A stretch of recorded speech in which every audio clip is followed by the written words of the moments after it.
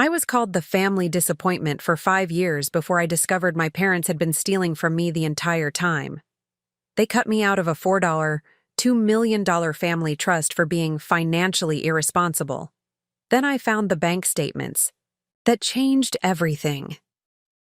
Let me tell you how I uncovered the truth and rebuilt my life from scratch.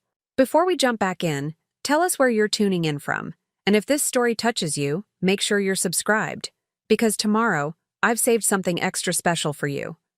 Growing up in the Westfield family meant living with sky-high expectations. My name is Olivia Westfield, and I'm 31 years old. Until recently, I believed I was the black sheep of a highly successful, multi-generational family business dynasty. But sometimes the story we're told about ourselves isn't the real story at all. Our family home in Greenwich, Connecticut was a pristine colonial mansion set on 3 manicured acres, the kind of place where fingerprints on the stainless steel appliances were treated as personal offenses. My father, Richard Westfield, built Westfield Financial Partners from a modest investment firm into a powerhouse managing over $800 million in assets.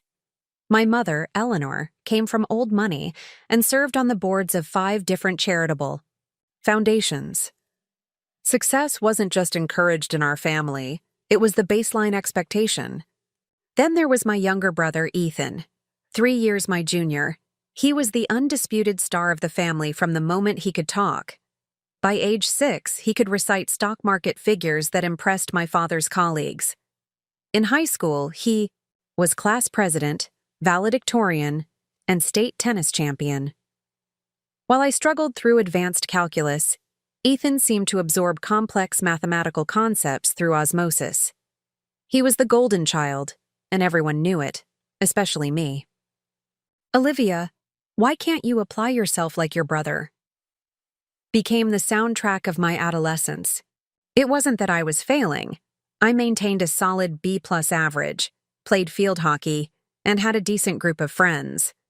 But in the Westfield household, being good wasn't good enough when someone else was being great. Don't misunderstand me. I loved my brother. Ethan never deliberately tried to outshine me. He would often help me with homework and defended me when our parents' criticism became too harsh. The problem wasn't Ethan. It was the relentless comparison that eroded my sense of self-worth. Why can't you be more like your brother at a time? Despite the pressure, I managed to get accepted to Northeastern University, where I studied marketing. Not the finance degree my father wanted, but a respectable field nonetheless. College became my first taste of freedom, a place where the Westfield name didn't precede me. I thrived in the creative aspects of my program, discovering a talent for understanding consumer psychology and digital marketing strategies. For the first time, I felt like I might have found my place. During my sophomore year, my grandfather passed away. Harold Westfield had built the foundation of our family wealth through smart real estate investments in the 1960s. He was a serious man who rarely showed affection, but I had always sensed he had a soft spot for me. At his funeral, amid the somber faces of New England's financial elite, I learned about the Westfield Family Trust. Your grandfather established the trust to provide for future generations, my father explained during a family meeting after the service. There's approximately $2 million in assets that will be distributed among family members according to the terms he established. My heart raced with unexpected hope. Maybe, just maybe, my grandfather had seen something in me that my parents missed. The distributions begin at age 30, my father continued, with quarterly payments from the trust's investment returns. Ethan will receive his first distribution in 10 years, and Olivia, yours would begin in 7 years. Would begin, not will begin. The distinction wasn't lost on me. What do you mean, would? I asked, my voice smaller than I intended. My father cleared his throat, exchanging a look with my mother. There are conditions. Grandfather wanted to ensure the money would be managed responsibly. The trustees, your mother and I, have some discretion over the distributions based on demonstrated financial responsibility. The subtext was clear. Prove yourself worthy, or get nothing. I'd like to say this revelation lit a fire under me, that I became determined to prove my financial acumen to earn my birthright. But the truth is messier. The trust became yet another measure by which I felt destined to fall short. Rather than inspiring me to change, it reinforced the narrative I'd internalized since childhood, that I wasn't quite good enough to be a true Westfield. I graduated with my marketing degree and decent grades, then landed a job at a mid-sized advertising agency in Boston. The starting salary was modest but fair for the industry, $48,000 a year. My parents were unimpressed. "That's what you'll be making with a 4-year degree?" my father commented when I called home with the news. Ethan's summer internship at Morgan Stanley paid nearly that much. I swallowed my disappointment at his reaction and focused on the independence my new job would provide. I found a small apartment with a roommate in Somerville and began building my adult life. The freedom was exhilarating, making decisions without scrutiny, decorating my space with colorful artwork instead of the muted tones my mother preferred, eating cereal for dinner if I felt like it. Small rebellions, perhaps, but they were mine. The first year of my professional life passed in a blur of client meetings, campaign deadlines, and weekend brunches with new friends who knew nothing about the Westfield legacy or my seemingly perpetual failure to live up to it. I earned a small raise and a positive performance review. For the first time, I felt competent, maybe even good at something. Then came my brother's graduation from Princeton, summa cum laude, with a double major in economics and computer science. The celebration dinner at Le Bernardin in Manhattan might as well have been coronation. My father ordered $600 bottles of wine and invited several managing partners from his firm who took turns predicting Ethan's meteoric rise through the financial world. "Westfield Financial's future CEO right here," one ruddy-faced partner declared, clapping my brother on the shoulder. I sat quietly, sipping my wine, trying to be happy for Ethan. He caught my eye across the table and gave me a small, almost apologetic smile. He knew what these events were like for me. Later that night, slightly drunk on expensive Bordeaux and chronic inadequacy, I made my first significant financial mistake. I applied for a credit card with a $20,000 limit, received instant approval thanks to my family name and decent credit score, and promptly booked a 2-week vacation to Italy. A solo trip to celebrate. What? My brother's success? My own ongoing mediocrity? I wasn't entirely sure, but the recklessness of the decision gave me a strange thrill. The Italy trip was glorious, wandering through ancient ruins in Rome, drinking espresso in piazzas, eating pasta so delicious it made me weep. For 14 days, I wasn't a disappointment or a backup plan. I was just Olivia, an American woman exploring the world on her own terms. I bought leather boots in Florence, glass jewelry in Venice, and designer sunglasses in Milan. I took cooking, classes, and wine tours. I said yes to experiences without calculating their value against my monthly budget. When I returned home with a maxed-out credit card and memories I couldn't put a price on, reality came crashing back. My modest salary couldn't make a dent in the $19,700 balance I'd accumulated. The minimum payments alone ate a significant portion of my discretionary income.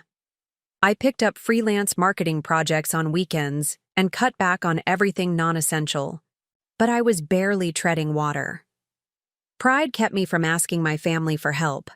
I could already hear my father's lecture about fiscal responsibility and impulsive decisions. So I applied for another credit card to transfer the balance and get 6 months of zero interest. A temporary solution that I convinced myself would be enough time to increase my income or receive a significant bonus. Neither materialized quickly enough. Within 2 years, I had accumulated nearly $35,000 in credit card debt across 3 different cards, using one to make payments on the others in a precarious financial juggling act. The stress was constant, a background hum of anxiety that accompanied every purchase, no matter how small. I developed insomnia, lying awake, calculating and recalculating payment scenarios that never quite balanced. Meanwhile, Ethan had joined our father's firm and was already managing his own small portfolio of clients. He purchased a waterfront condo in Boston's Seaport District and drove a Tesla Model S. At family gatherings, the contrast between our lives grew more stark with each passing holiday. "Investment management is in the Westfield blood," my father would proclaim, raising a glass to Ethan during Thanksgiving dinner. "Some people just understand money. It's intuitive." The implication hung in the air. I clearly wasn't one of those people. My relationship with my parents grew increasingly strained. Every conversation seemed to circle back to my financial situation, which they somehow always knew was precarious, despite my never discussing it with them. "You know, Olivia," my mother said during one particularly tense Sunday dinner at their home, "there are entry-level positions at your father's firm that pay much better than what you're making in advertising." She said the word as if it were synonymous with street performance. "I like my job, Mom," I replied, pushing food around my plate. "Marketing uses different skills than finance, but it's still a legitimate career." "Of course. It is, dear," she said with a tight smile that didn't reach her eyes. "It's just that some careers build wealth, while others, well, they pay the bills, hopefully." By my 28th birthday, I had received 2 promotions at the agency and was managing small accounts independently. My salary had increased to $67,000, respectable, but still modest compared to Ethan's 6-figure income. More importantly, I had developed a reputation for creative campaign strategies that connected with younger demographics. I was good at my job, and for brief moments, that knowledge eclipsed the lifelong feeling of inadequacy my family had instilled. The debt, however, remained. While I'd managed to pay down about $8,000 through aggressive budgeting and some freelance work, I still owed around $27,000 across 2 credit cards.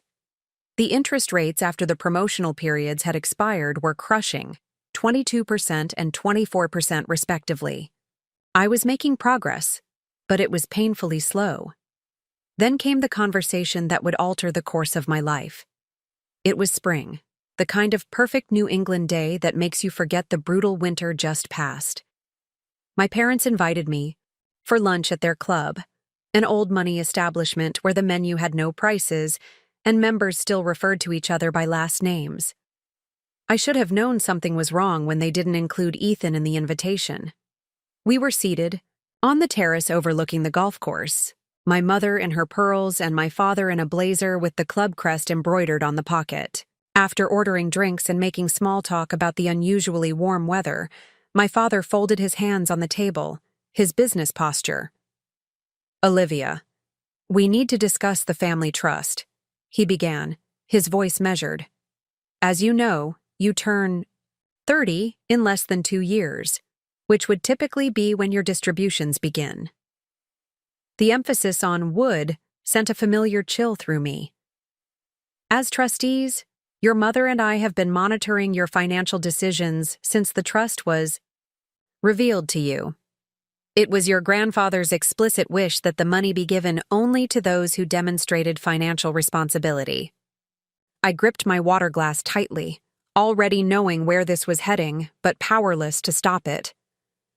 "We've become aware of your significant credit card debt," my mother added, her voice lowered as if speaking of a scandalous disease.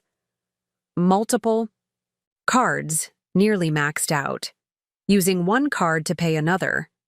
These are not the actions of someone prepared to manage a substantial inheritance." "How do you even know about my finances?" I asked, heat rising in my cheeks. "Those are private accounts." My father had the decency to look slightly uncomfortable. "As trustees, we have certain rights to information when evaluating distribution decisions. It's all legal and covered in the trust documentation. We've made a decision," my mother continued, her voice gentle but firm. We're invoking the responsibility clause to remove you from the trust distributions. Your portion will be reallocated to Ethan and any future grandchildren. The world seemed to tilt sideways. Despite my complicated relationship with the trust and the expectations it represented, being officially deemed unworthy hit with unexpected force. This wasn't just about money. It was the final, irrefutable verdict on my place in the family hierarchy. "You're cutting me out completely?" I managed to ask, my voice barely above a whisper. "It's not a punishment, Olivia," my father said, reaching for his scotch. "It's a protection, for you and for the family legacy. You've demonstrated that you don't have the financial acumen to handle substantial assets. Giving you access to millions would be like handing a loaded gun to a child." I flinched at the analogy. A loaded gun? My debt was significant, yes, but I was making payments, learning from my mistakes. I wasn't self-destructing. I was struggling, like many young professionals. "This is actually a kindness," my mother added, patting my hand condescendingly. "Money like this can ruin people who aren't prepared for it. We're saving you from yourself." I sat in stunned silence as they continued explaining how this was for my own good, how perhaps someday I might demonstrate enough responsibility for them to reconsider, how I should focus on managing my little marketing job and paying down my debt.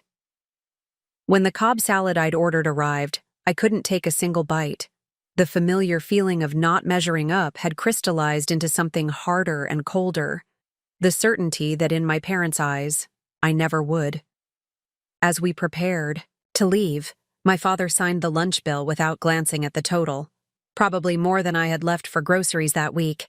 "I know this feels harsh now, Olivia, but one day you'll understand. Family money comes with family responsibility." I nodded numbly, not trusting myself to speak without breaking down or saying something I'd regret. We walked to the parking lot in silence, the perfect spring day now seeming like a cruel contrast to the winter in my heart. At my car, a 10-year-old Honda Civic with fading paint that looked particularly shabby in the club's lot, my mother hugged me stiffly. "We still expect you for Sunday dinner next week," she said. "This doesn't change the fact that you're our daughter." But it had changed everything. As I drove away from the club, tears blurring my vision, I realized I had two choices: accept their assessment of me as the family failure, or find a way to prove them wrong. At that moment, I wasn't sure which path I would take, only that I couldn't continue living in the shadow of expectations I was apparently never meant to fulfill. What I didn't know then was that the true revelation, the one that would upend everything I thought I knew about my family, was still to come. And it would arrive in the most unexpected form, a stack of bank statements that had never been meant for my eyes. Preparing and narrating this story took us a lot of time, so if you are enjoying it, subscribe to our channel. It means a lot to us. Now back to the story. The week after being cut from the family trust was one of the darkest periods of my life. I called in sick to work for 3 days, something I'd never done before, and barely left my apartment. My roommate, Zoe, a nurse who worked night shifts, would leave cups of tea outside my bedroom door, along with notes offering to talk if I needed it. I couldn't bring myself to explain what had happened. How do you tell someone that your own parents have officially declared you a failure? On the 4th day, I forced myself to shower, put on real clothes, and return to work. The advertising agency where I worked occupied 3 floors of a renovated textile mill in Boston's Innovation District.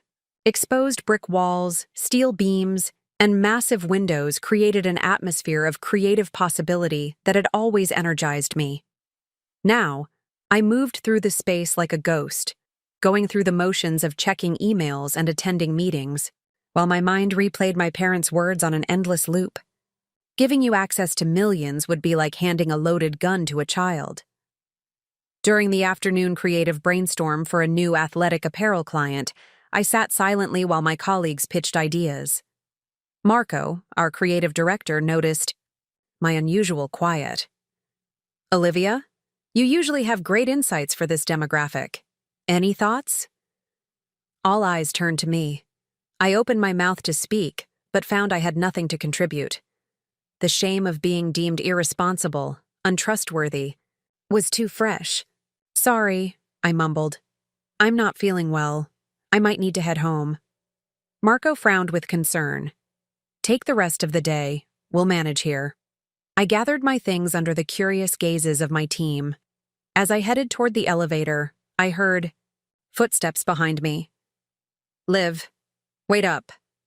I turned to see Cameron Wright, the agency's finance director, jogging to catch up with me.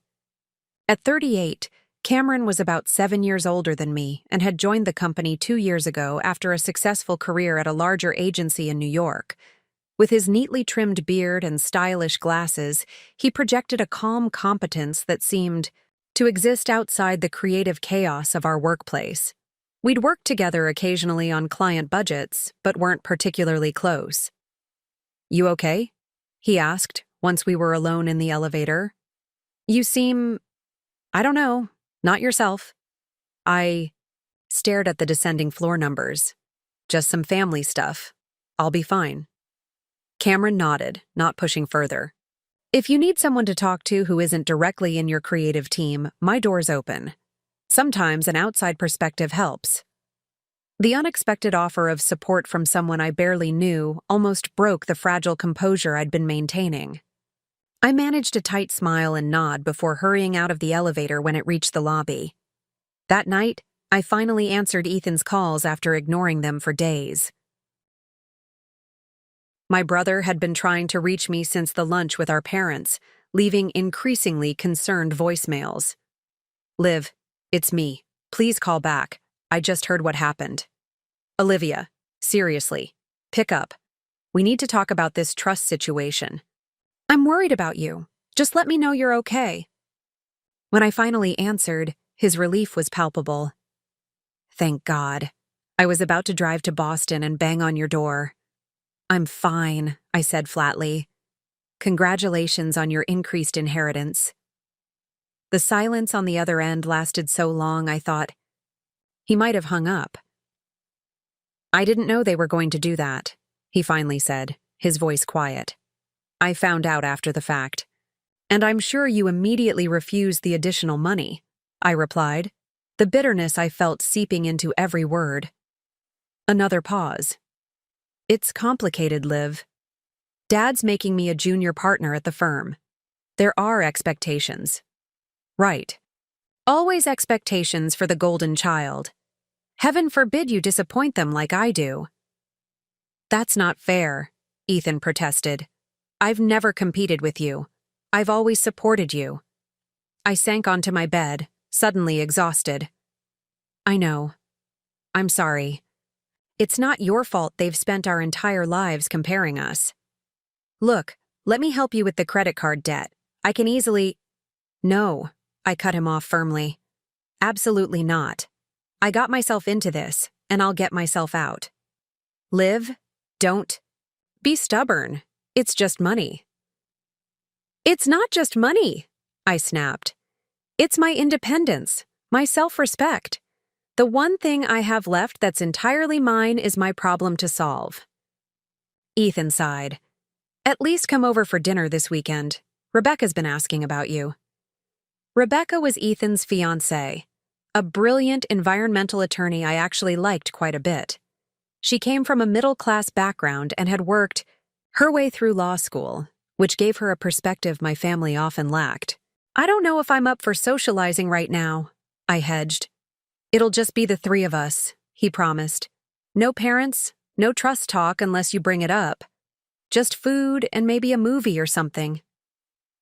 The thought of facing anyone from my family was exhausting, but the alternative was another weekend alone with my spiraling thoughts. Fine. Saturday? Great. Ethan sounded genuinely pleased. 6 o'clock. I'm making that pasta thing you like. After hanging up, I stared at the ceiling of my small bedroom. The posters and photos I'd tacked up to make the space feel like mine now seemed childish, like playing house rather than actually building a life. I was 28 years old, supposedly a full adult, yet I felt like I was back in high school.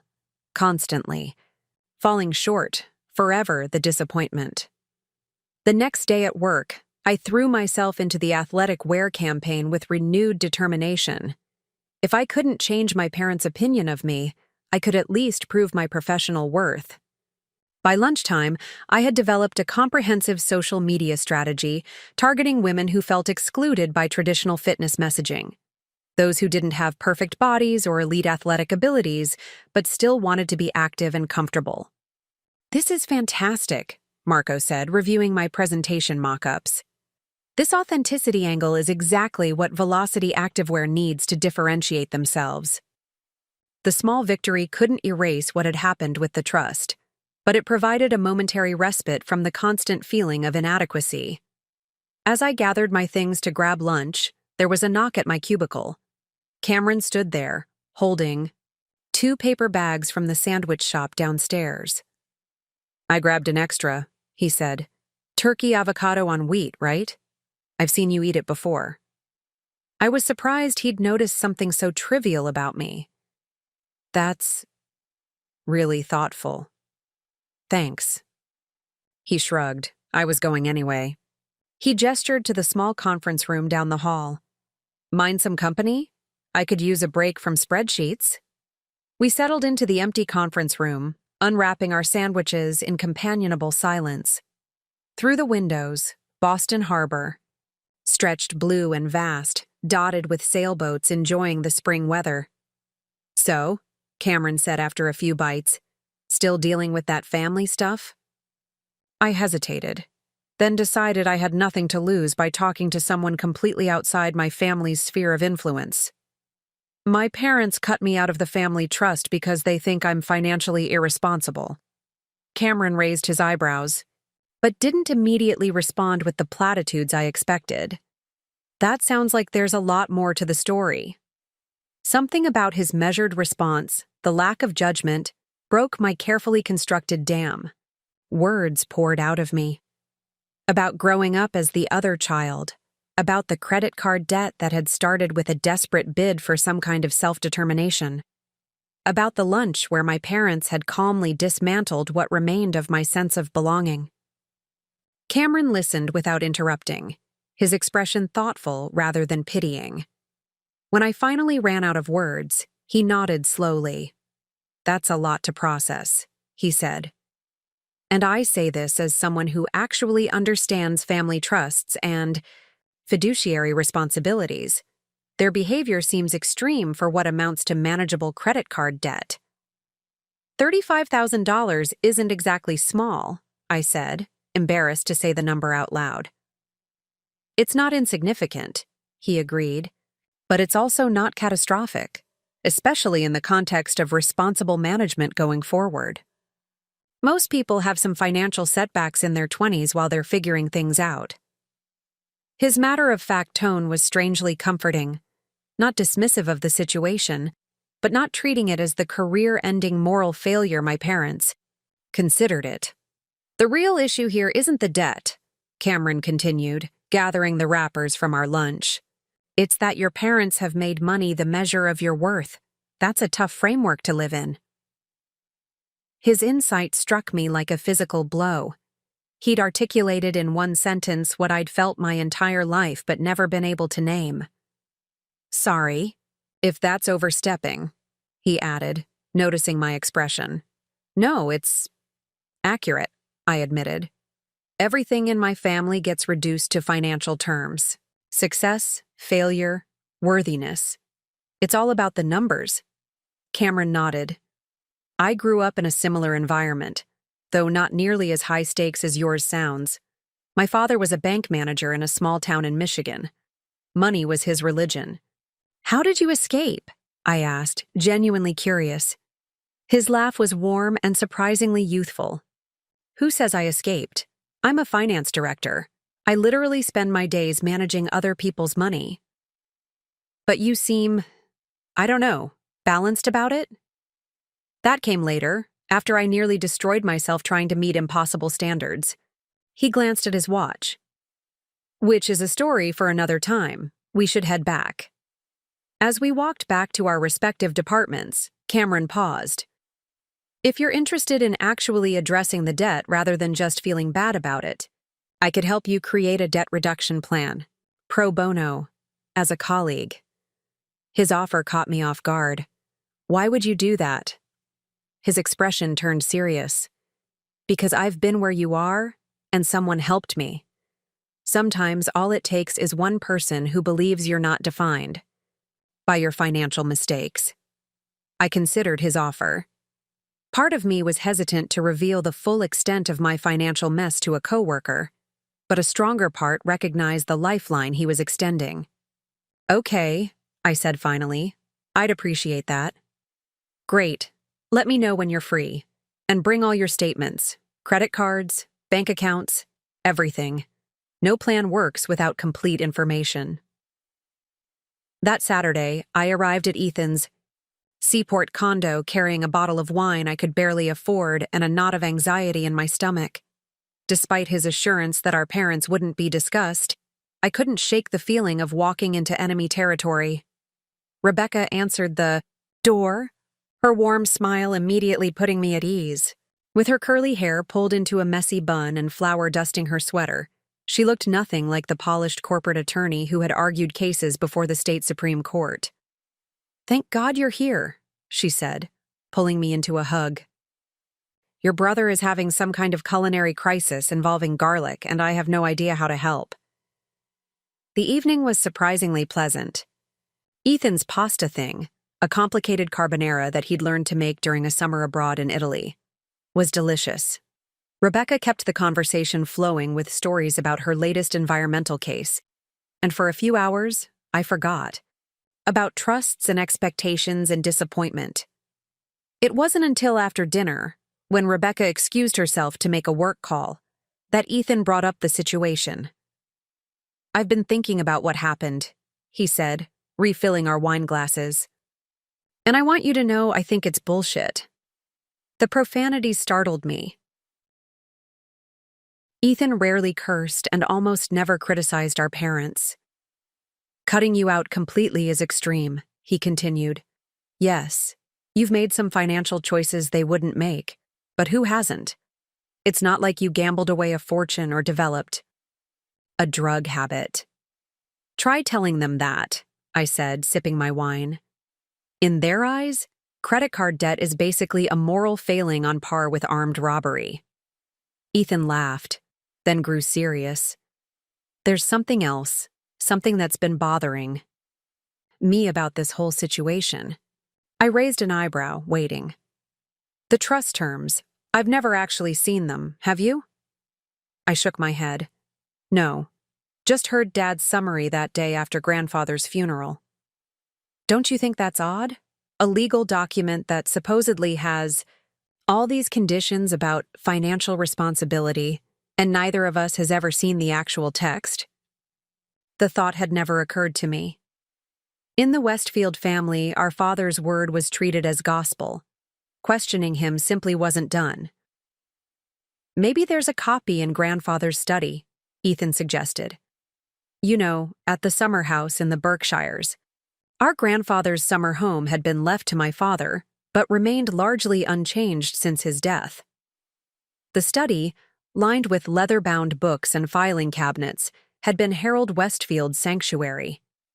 Even if there is, how would we get it? The house is closed up until Memorial Day, and Dad keeps it locked."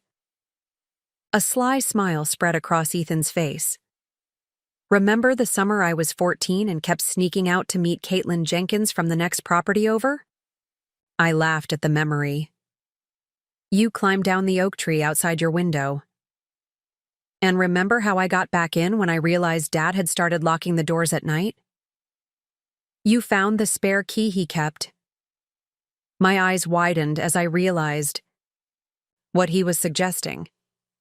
"Ethan Westfield, are you proposing we break into the family summer home to search for trust documents?" He shrugged, the picture of innocence except for the mischief in his eyes. "It's not breaking in if we use a key. And technically, you're still a beneficiary of Grandfather's estate, even if you're not getting trust distributions. It was outrageous. Potentially illegal. Definitely against everything we'd been raised to respect about privacy and propriety. "When do we go?" I asked. The next weekend found us driving the 2.5 hours to the Berkshires in Ethan's Tesla. He had told our parents he needed to check on some plumbing issues at the summer house ahead of the season, a plausible excuse that they readily accepted. The Westfield summer home sat on 5 acres overlooking a small lake, its weathered shingles and wide porches giving it a deceptively casual appearance that belied its multi-million-dollar value. As we pulled into the gravel driveway, memories flooded back. Summer sailing lessons, 4th of July barbecues, covert midnight swims when our parents were asleep. "Home, sweet summer home," Ethan murmured, retrieving the hidden key from inside. A fake rock near the garden shed. Still exactly where Dad always keeps it. Inside, the house smelled of cedar and the lemon oil the caretaker used on the antique furniture. Everything was shrouded in white dust covers, giving the rooms a ghostly appearance. We moved through the silent house toward the rear study, our footsteps echoing on the hardwood floors. Grandfather's study remained essentially untouched since his death. The heavy mahogany desk still dominated the space, facing the large windows that overlooked the lake. Built-in bookshelves lined the walls, interspersed with filing cabinets and glass-fronted display cases holding various nautical instruments from his days as an amateur sailor.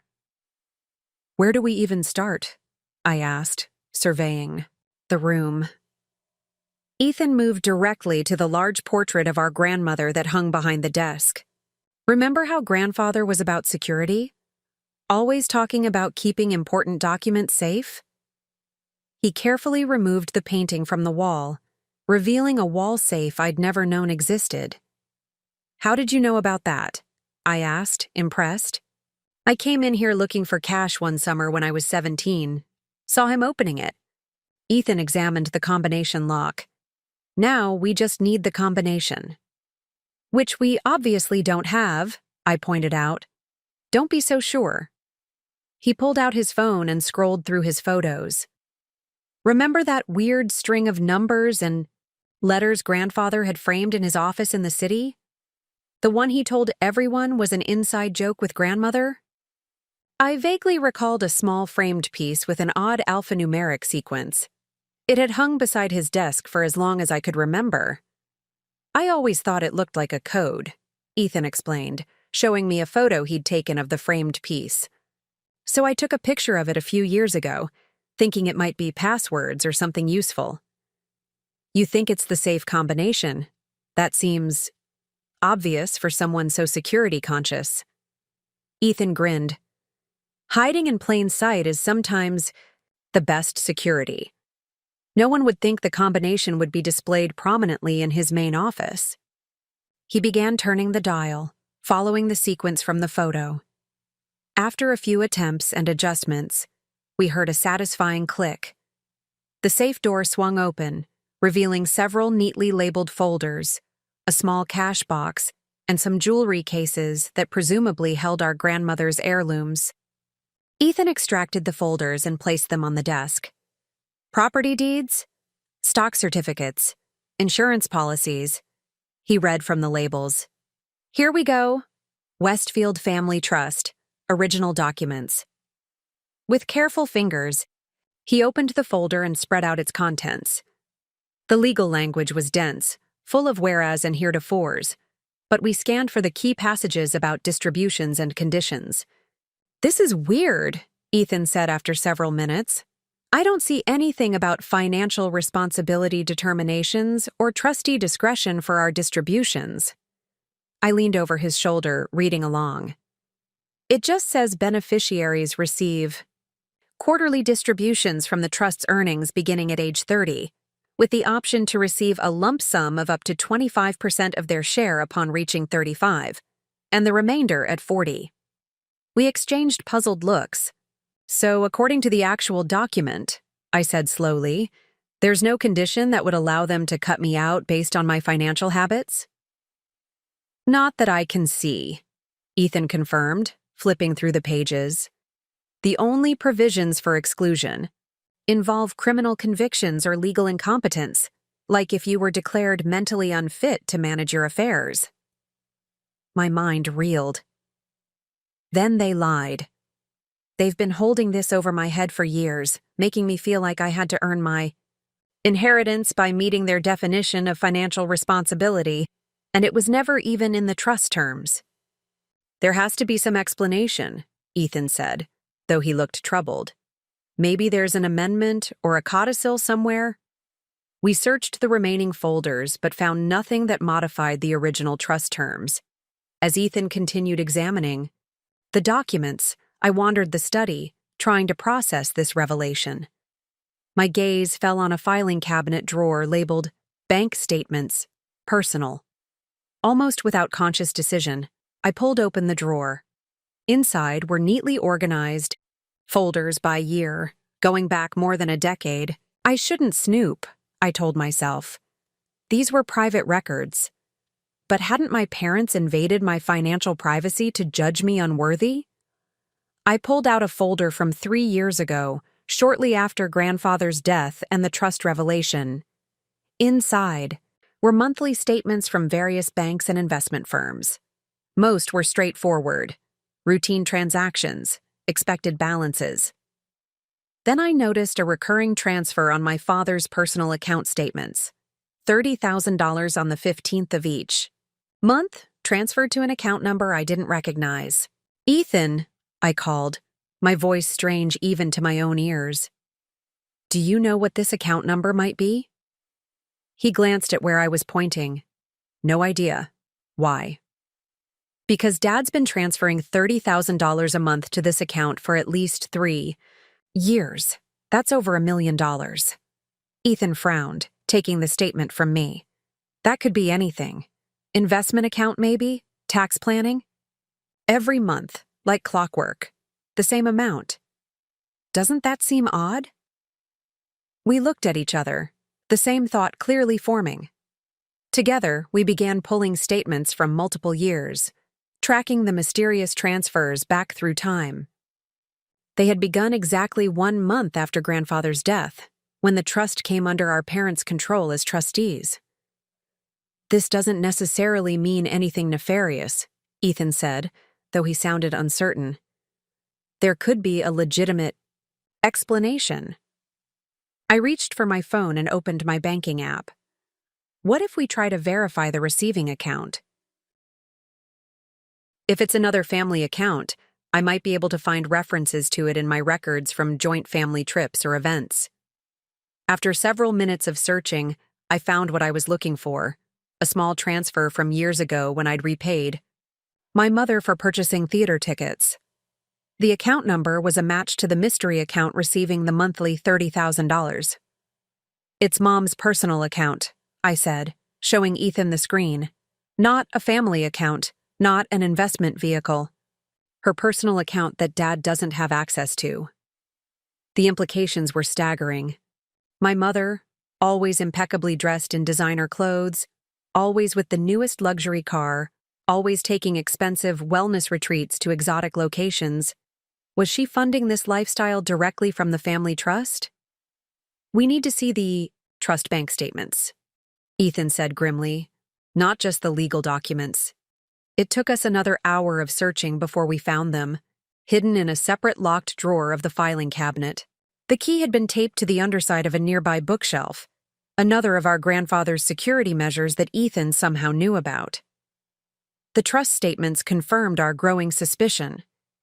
Each month, approximately $30,000 was withdrawn from the trust with the description administrative expenses. According to the trust document we'd found, administrative expenses were limited to necessary legal fees, accounting costs, and reasonable trustee compensation, not regular massive withdrawals. They've been stealing from the trust, I whispered, the reality sinking in. From our inheritance. From us. Ethan's face had gone pale. Not just stealing. They cut you out and told you it was because you're financially irresponsible, when all along, They were the irresponsible ones, I finished. The hypocrites. We sat in silence, surrounded by the evidence of our parents' betrayal. The lakeside shadows lengthened as afternoon turned to evening, but neither of us moved to turn on a light. "What do we do now?" I finally asked. Ethan gathered the damning statements and trust documents, his expression resolute. "We take these to Rebecca. As an attorney, she'll know what our options are." As we carefully replaced everything except the papers we were taking, making sure the study looked undisturbed, I felt something shift inside me. The shame and inadequacy that had defined my relationship with my family for so long was transforming into something else. A cold, clear anger, yes, but also a strange sense of vindication. I wasn't the irresponsible one. I hadn't failed some arbitrary moral test of financial worthiness. I had been lied to, manipulated, and stolen from by the very people who had positioned themselves as my financial and moral superiors. The bank statements had changed everything. And so had I. The drive back from the Berkshires was mostly silent. Ethan gripped the steering wheel tightly, his knuckles white, while I stared out the window at the darkening landscape. The file of bank statements and trust documents sat between us on the console, seemingly ordinary papers that had shattered our understanding of our family. "I keep thinking there must be some explanation," Ethan finally said as we approached the outskirts of Boston. "Some reason that would make this make sense." "Like what?" I asked, my voice flat. "That Mom and Dad have secretly been funding orphanages with trust money? That there's an accounting error repeating the same exact mistake every month for years?" He sighed. "I know. I've built my whole life around following their example, working at Dad's firm, planning to take over someday. What does it mean if that example is corrupt at its core?" I hadn't considered how this revelation might be affecting Ethan. While I had always existed on the periphery of the Westfield legacy, he had been groomed from childhood to be its standard-bearer. "It means you have a choice about what kind of legacy you want to create," I said, surprising myself with the certainty in my voice. "Better than theirs." Rebecca was waiting at their condo when we arrived, her legal notepad already out. As an environmental attorney who regularly took on corporate polluters, she had a natural skepticism toward wealth and power that made her the perfect person to assess our situation objectively. "Start from the beginning," she said, once we were settled in the living room, "and show me everything you found." For the next 2 hours, we laid out the evidence. The original trust documents that contained no financial responsibility conditions, the bank statements showing the suspicious transfers, the timeline that connected everything. Rebecca took meticulous notes, occasionally asking clarifying questions, but mostly listening with her brow furrowed in concentration.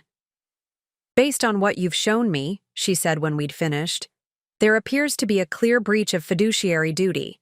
As trustees, your parents are legally obligated to manage the trust assets for the benefit of the beneficiaries, you two, not for their personal gain." "So they've broken the law?" I asked. "Civil law, yes. This isn't criminal theft in the traditional sense, but it is a serious violation of trust law." Rebecca tapped her pen against her notepad. "You have several options here. The most aggressive would be to petition the court to remove them as trustees and seek recovery of the misappropriated funds, plus damages." The thought of taking my parents to court made my stomach churn despite everything. What are the less aggressive options? You could confront them privately with the evidence and negotiate a settlement, restoration of your status as a beneficiary, repayment of the misused funds, and perhaps installation of an independent co-trustee to prevent future abuses. Ethan ran a hand through his hair. "And my position at the firm?" Rebecca's expression softened. "That complicates things. Your father can't legally fire you for taking action regarding the trust. That would be retaliation. But he could make your work life difficult in ways that would be hard to prove as retaliatory." "I need to think," Ethan said, standing abruptly. "This is a lot." He walked out onto the balcony, leaving Rebecca and me alone. "What do you think I should do?" I asked her quietly. Rebecca considered me thoughtfully. "What do you want, Olivia?" "Not what would hurt your parents the least, or cause the least family disruption." "What outcome would make you feel whole?" It was a question no one had ever asked me before. What did I want? Not what would please my parents or match Ethan's achievements, or satisfy social expectations. What would make me feel whole? "I want acknowledgement," I said slowly, the realization forming as I spoke. Not just of what they did wrong, but of who I actually am. That I'm not a failure or a disappointment. That I've been navigating my own path with integrity, even with the credit card missteps. Rebecca nodded. "That's a good starting point. Though I should note that financial compensation is also appropriate here. They've essentially stolen your birthright while simultaneously shaming you for much smaller financial issues." The contrast was jarring when framed that way. My parents had siphoned over $1 million from a trust meant for their children, while treating my $35,000 credit card debt as a moral failing worthy of disinheritance. "I'll need to speak with an attorney of my own," I said. "Someone who specializes in trust litigation." "I have a colleague who'd be perfect," Rebecca replied. "Sarah Chen at Blackwell & Associates. She's tough but fair, and she understands family dynamics in these situations." As we continued discussing next steps, my phone rang. Cameron's name appeared on the screen, surprising me. It was Saturday evening, not a typical time for a work colleague to call. "Sorry, I should take this," I said, stepping into the kitchen. For privacy. "Hello? Olivia. Hi." Cameron sounded slightly hesitant. "I hope I'm not interrupting anything important." "No, it's fine. What's up?" "I've been thinking about your situation, and I took the liberty of creating a preliminary debt management plan. I know we said we'd do it together, but I had some time this weekend and—" His voice trailed off, as if realizing he might have overstepped. The thoughtfulness of the gesture caught me off guard. "That's incredibly kind," I said. "Thank you." "It's just a starting point. We should still meet to go through everything properly. But I ran some numbers, and with your current salary and if you're willing to make a few adjustments to your expenses, you could potentially be debt-free in about 3 years. 3 years. It sounded both achingly long and surprisingly manageable. "I'd like to see the plan. I could email it, but honestly, it would be better to walk through it together. Any chance you're free for coffee tomorrow? I know it's Sunday." "But tomorrow works," I said, cutting him off. The idea of focusing on a concrete financial plan with someone who saw me as capable rather than as a disappointment was deeply appealing. "There's a cafe near my apartment called Revelai, say 11 Dao?" After arranging the details with Cameron, I rejoined Rebecca and Ethan, who had come back inside. His expression was resolved, though strain still showed around his eyes. "I've made a decision," he announced. "I'm going to meet with Dad on Monday and give him an ultimatum. Either he comes clean about the trust mismanagement and makes it right, or I walk away from the firm and we take legal action." "Are you sure?" I asked, knowing how much his position at Westfield Financial meant to him. Ethan nodded. "I can't build my career on a foundation of deception, and I can't look at myself in the mirror knowing I'm complicit in what they've done. To you." His willingness to put his relationship with our parents and his career on the line for me was overwhelming. For the first time since discovering the fraud, I felt tears threatening. "Thank you," I managed to say. "But I don't want you to sacrifice everything. Let me meet with the attorney Rebecca recommended first. Maybe there's a way to address this that doesn't cost you your future at the firm." "The firm was grandfather's legacy, not Dad's," Ethan replied firmly. "If anything, I'm protecting that legacy by refusing to let it be tainted by financial misconduct."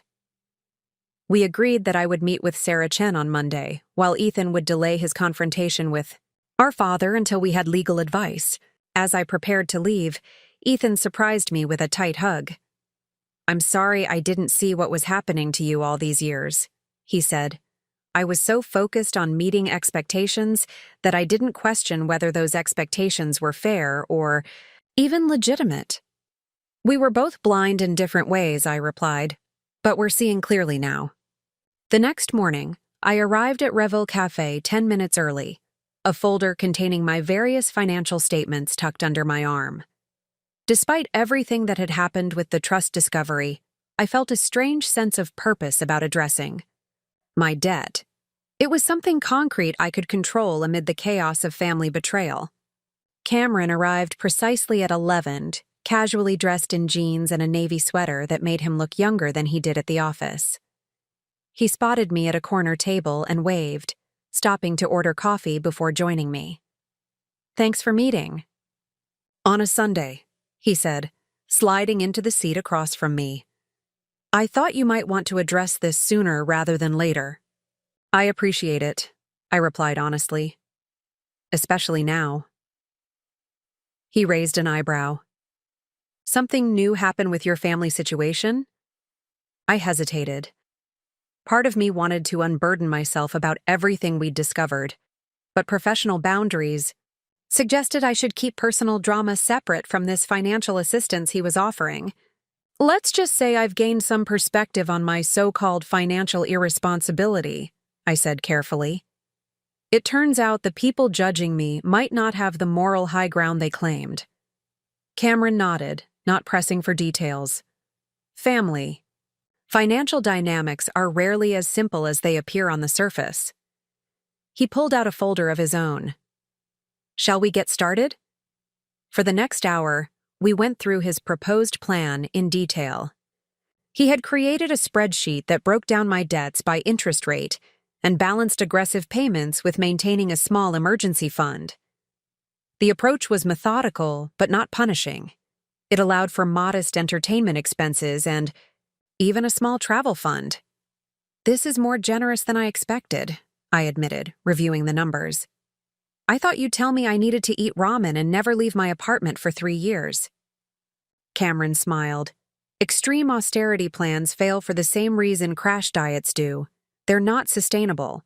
You need a path that you can actually follow without burning out or feeling so deprived that you give up."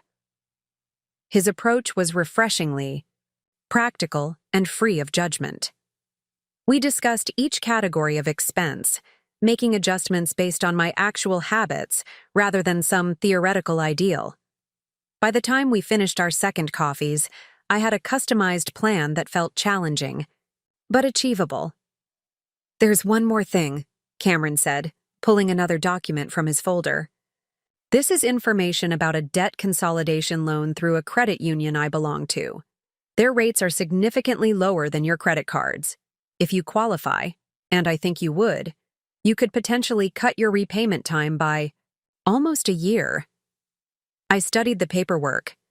"Why are you doing all this for me? We barely knew each other before Friday." Cameron was quiet for a moment, rotating his empty coffee cup between his hands. "When I was 27, I almost lost everything.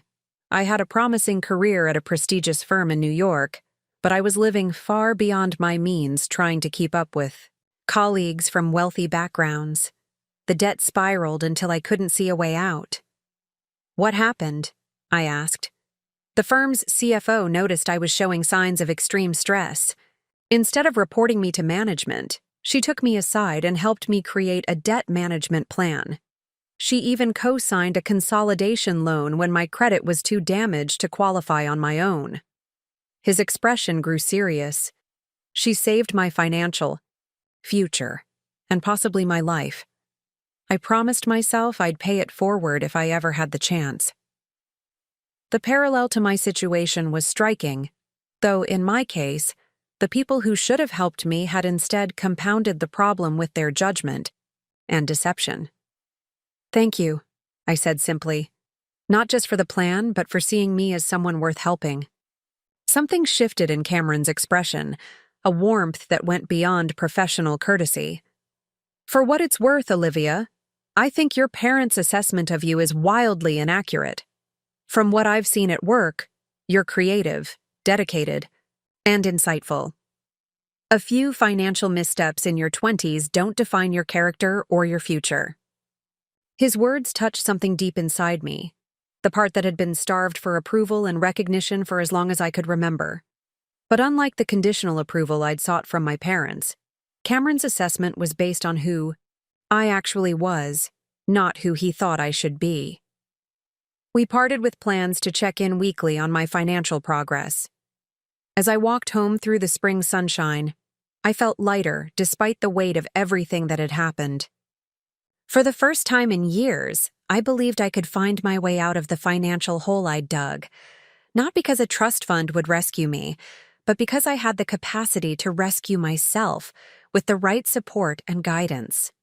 Monday morning arrived, with a mixture of dread and determination. I had an appointment with Sarah Chen at 2 p.m., which meant a half day at work before confronting the legal implications of my parents' betrayal. As I prepared for the day, my phone chimed with a text from Ethan. "Dad just called. Wants to meet for lunch. I think he knows something's up. Should I go?" I texted back quickly.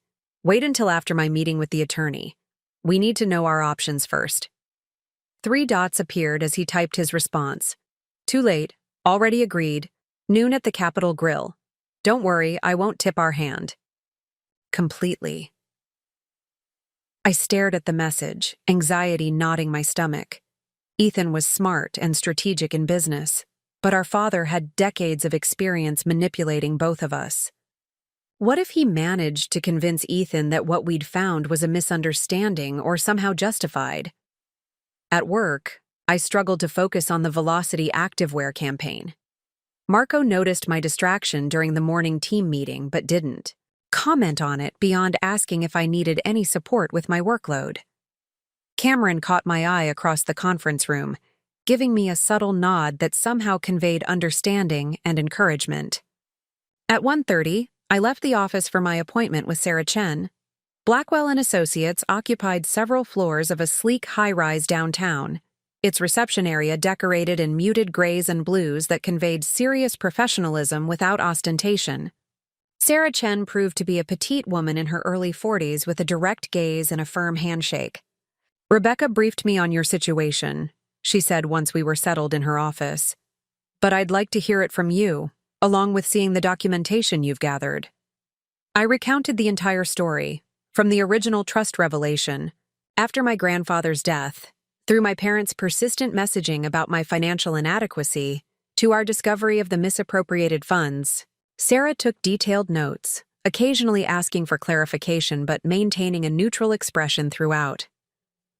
"Based on what you've shared in these documents," she said when I'd finished, "you have a very strong case for breach of fiduciary duty. The regular withdrawals described as administrative expenses but transferred to your mother's personal account constitute clear mismanagement at best, fraud at worst." "What are my options?" I asked, repeating the question I'd posed to Rebecca. "Legally, you have grounds to petition for their removal as trustees and for recovery of all misappropriated funds plus interest. Given the amount involved, over $1 million by your estimate, this is a substantial case." She leaned forward slightly. "However, I sense you have reservations about pursuing the most aggressive approach." I nodded. "They're still my parents, despite everything. And my brother works for my father. I don't want to destroy his career in the process of seeking justice." Sarah considered this. "There are intermediate options. We could present your parents with evidence of the breach and propose a settlement that would restore your beneficiary status, implement proper financial controls on the trust, and potentially recover some portion of the misused funds." Would they still be trustees? That's negotiable. One possibility would be to add an independent co-trustee, a financial institution or trust company, that would have oversight of all distributions and expenses.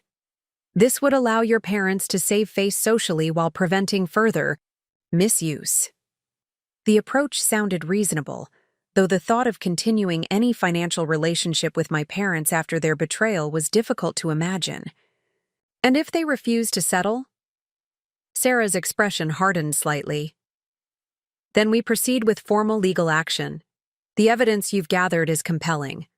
While trust litigation can be complex and time-consuming, I believe you would ultimately prevail. As we continued discussing strategy, my phone began vibrating with multiple incoming texts. When I finally checked it, I saw 5 messages from Ethan, each more urgent than the last. Dad knows something. He asked about our trip to the summer house. He's pressing me about what we were looking for. Says the caretaker noticed the study had been disturbed. Liv, he's threatening to fire me if I don't come clean about your scheme. He's calling Mom to join us. This is escalating. What should I do? The final message had arrived just minutes ago. They're both here now. It's getting ugly. They're saying we committed criminal trespass. Dad's threatening legal action against you specifically. I need backup. Capitol Grill, private dining room, 3. My heart raced as I showed the messages to Sarah. This is happening right now, about 5 blocks from here. She checked her watch. We have 2 options. Either you go there alone with me on standby by phone, or I accompany you as your legal counsel. The latter makes this an immediate legal confrontation, which may escalate things further, but also provides immediate protection. I thought about my brother facing our parents alone, about the decades of manipulation and control that had shaped our family dynamics. I want you with me, I decided. It's time to end the power imbalance. Sarah nodded, gathering her materials. Then let's go face them together. Remember, you're not the one who breached trust here. You're seeking accountability for legitimate wrongs. Stand firm in that knowledge. As we left her office for the short walk to the restaurant, I felt a strange calm descend. The anxiety and shame that had characterized my relationship with my family for so long had been replaced by something stronger.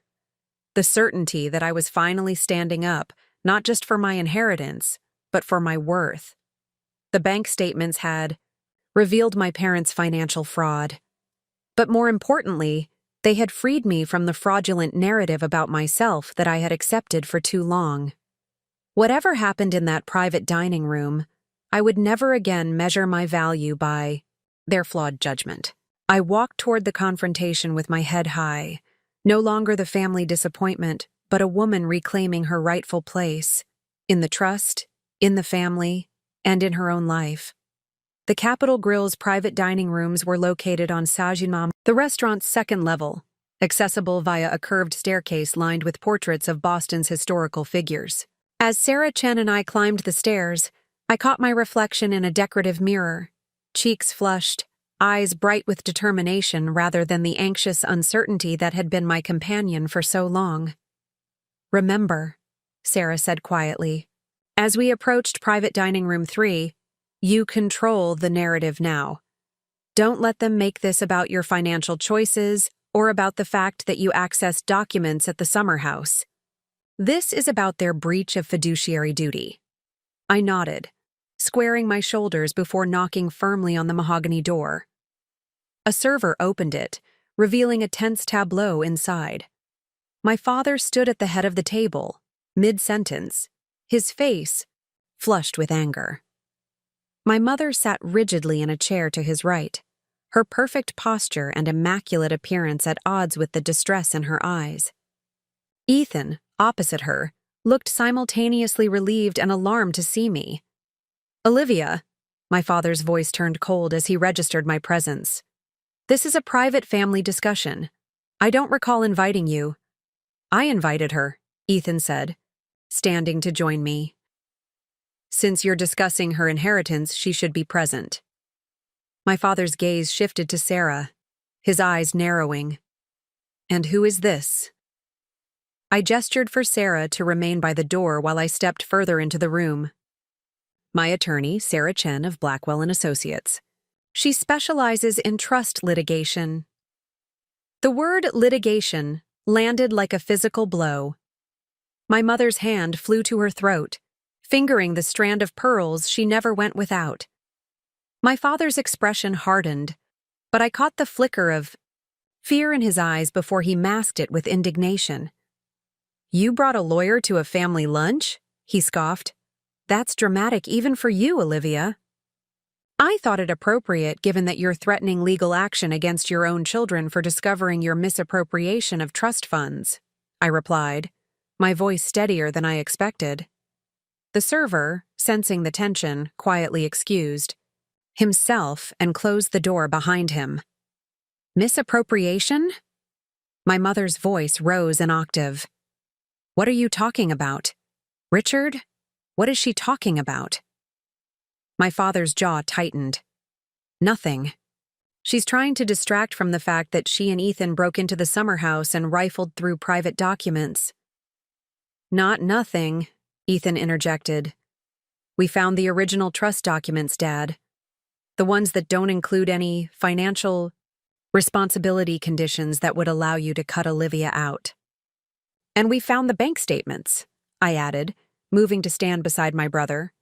"The ones showing $30,000 transferred from the trust to Mom's personal account every month for years, labeled as administrative expenses."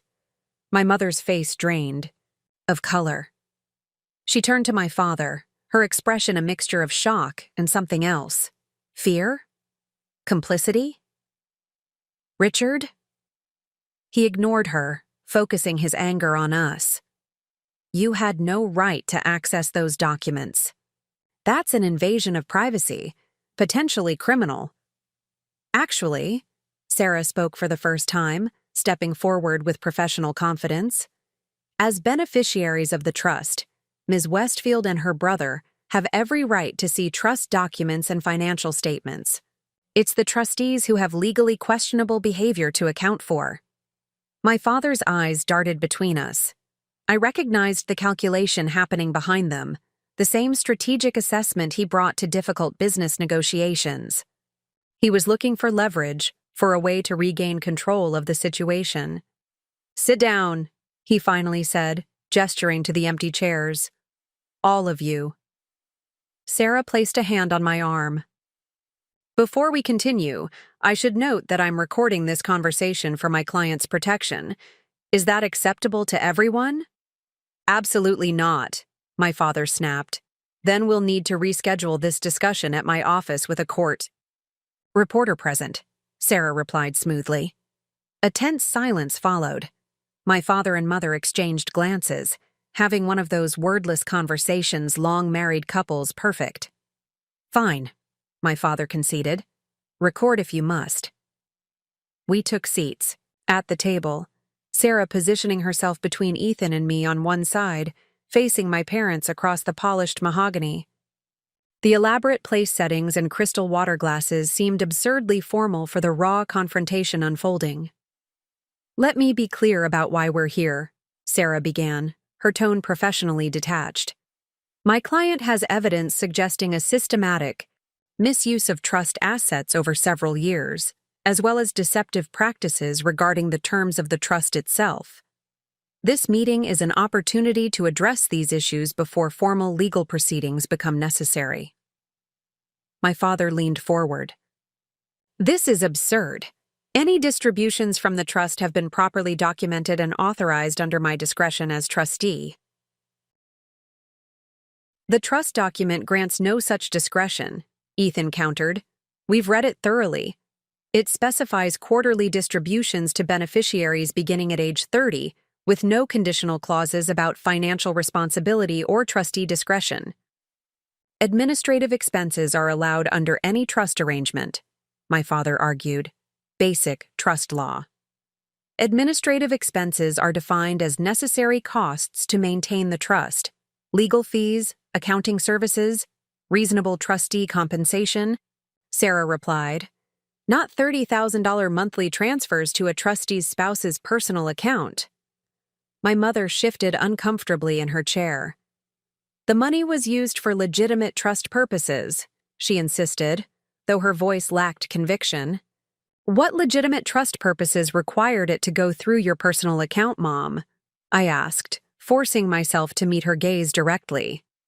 And why wasn't any of it documented as such in the trust accounting? She looked away, unable to hold my stare. My father stepped in to fill the silence. "This is a simple misunderstanding," he said, his tone softening to the one he used when trying to close difficult deals. "Perhaps I've been less than transparent about certain administrative arrangements. We can review the accounting together, make any necessary adjustments." "There's no misunderstanding," I interrupted, refusing to be lulled by his sudden reasonableness. "You systematically diverted funds meant for your children's inheritance while simultaneously criticizing me for financial irresponsibility. You lied about the trust conditions to manipulate and control us." My directness seemed to catch him off guard. For a moment, the mask of paternal authority slipped, revealing a glimpse of the man behind it. Not the infallible financial titan I'd been raised to revere, but someone capable of deception and hypocrisy. "What do you want?" he asked, his voice unexpectedly weary. Sarah pulled out a document from her briefcase. "My client is prepared to offer terms for resolution without court intervention. They include immediate reinstatement of Ms. Westfield as a beneficiary with full rights to distributions, appointment of an independent co-trustee with oversight authority, a full accounting of all trust transactions since inception, and restitution of misappropriated funds." She slid the document across the table. My father didn't touch it. "And if we refuse?" he challenged. "Then we proceed with a formal petition to the court for your removal as trustees, an independent forensic accounting of all trust transactions, and recovery of all misused funds plus interest and legal fees," Sarah stated matter-of-factly. "Given the evidence we've gathered, I'm confident in our likelihood of success." My mother reached for her water glass with a trembling hand. "Richard, perhaps we should—" "Be quiet, Eleanor," he snapped, causing her to flinch. The harshness of his tone shocked me. I'd never seen him speak to her that way before. He turned to Ethan, changing tactics. "And what about you? Are you prepared to destroy your career over this? Your future at the firm? Everything I've built for you?" Ethan met his gaze steadily. "I'm prepared to stand for integrity, which is what you always claimed the Westfield name represented.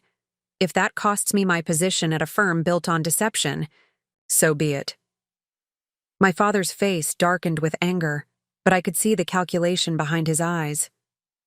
He was rapidly losing ground and knew it. "I need time to review these demands with our attorney," he finally said. "You have 48 hours, Sarah replied firmly. "After that, we file our petition with the court." As the meeting concluded, my mother finally spoke directly to me, her voice barely above a whisper. "Olivia, you don't understand. The money. There were reasons." I paused, curious despite myself. "What reasons, Mom?" Her eyes darted to my father, who was speaking tensely. With Sarah near the door, "I can't. Not here. Come to the house tomorrow. Alone. Please." Something in her expression, vulnerability I'd rarely seen, made me nod briefly before joining Sarah and Ethan as we departed. Once outside on the sidewalk, I felt my legs go weak with the release of tension.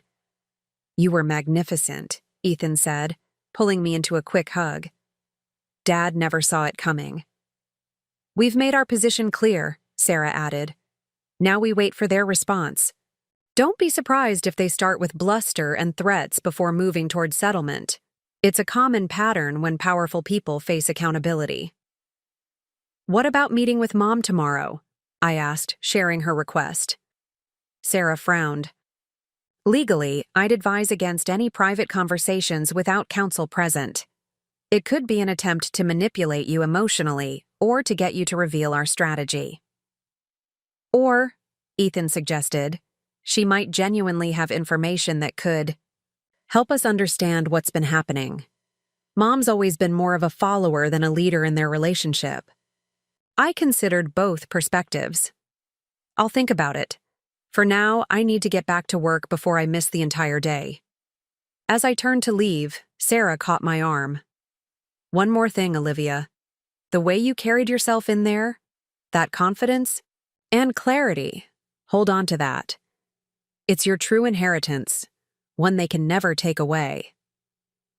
Her words stayed with me as I returned to the agency, slipping back into my cubicle just as the afternoon strategy meeting was wrapping up.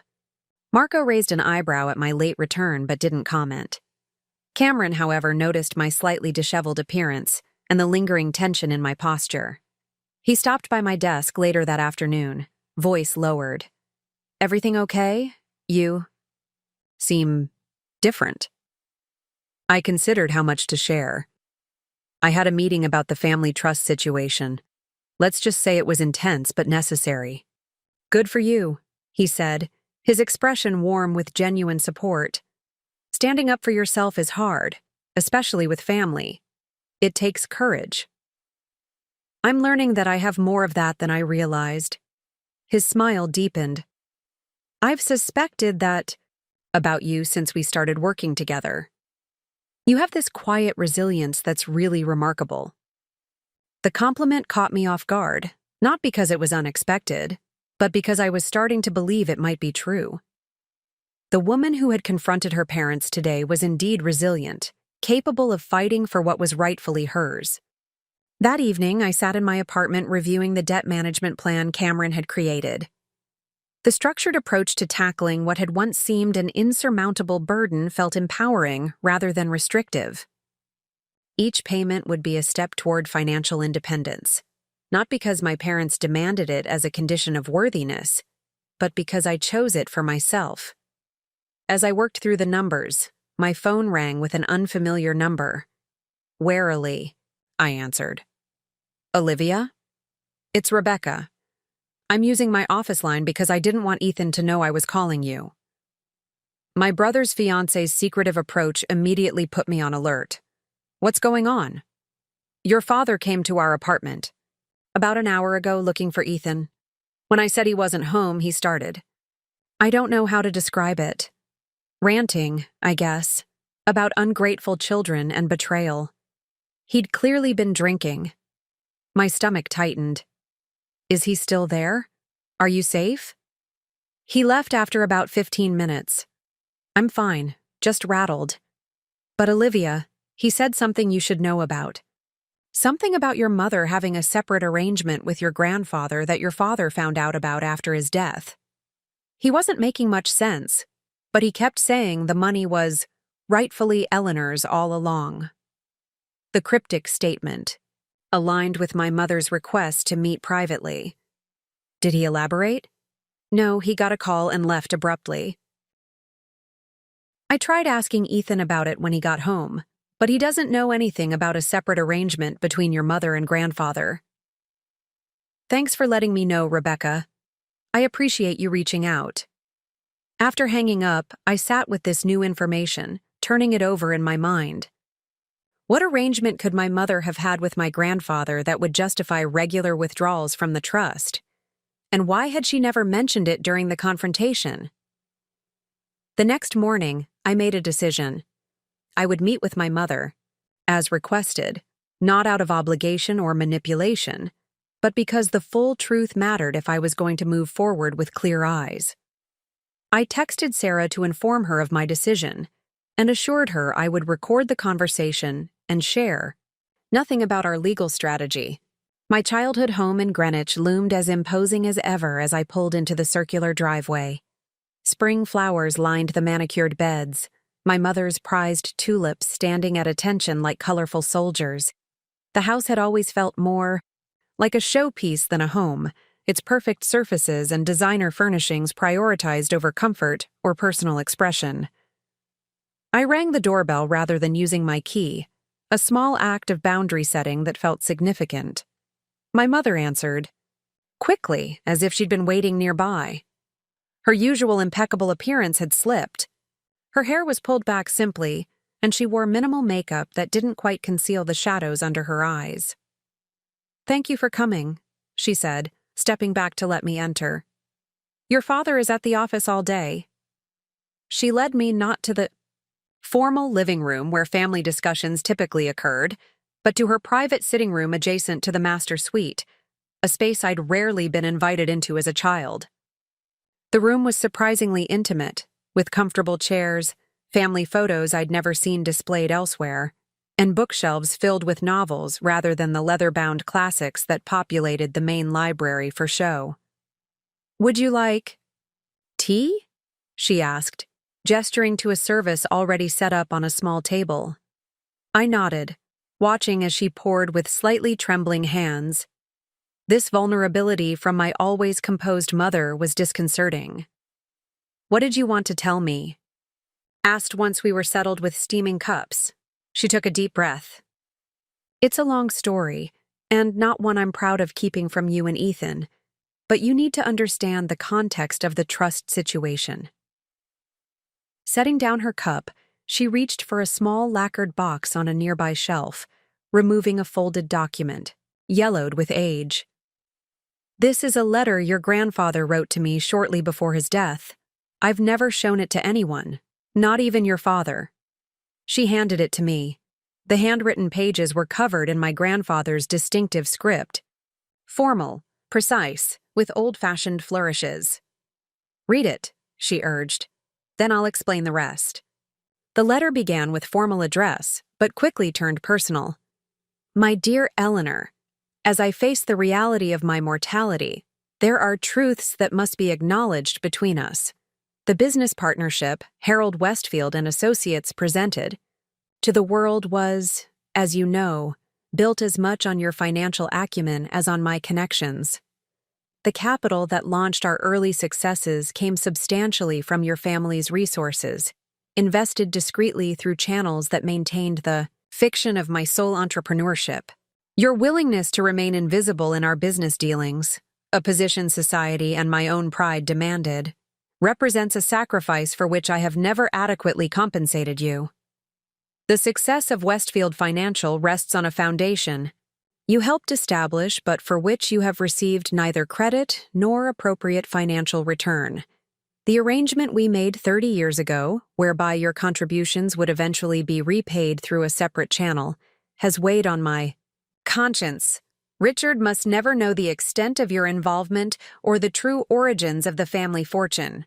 His pride would not withstand the knowledge that his father's vaunted financial empire began with his wife's family money and business intelligence.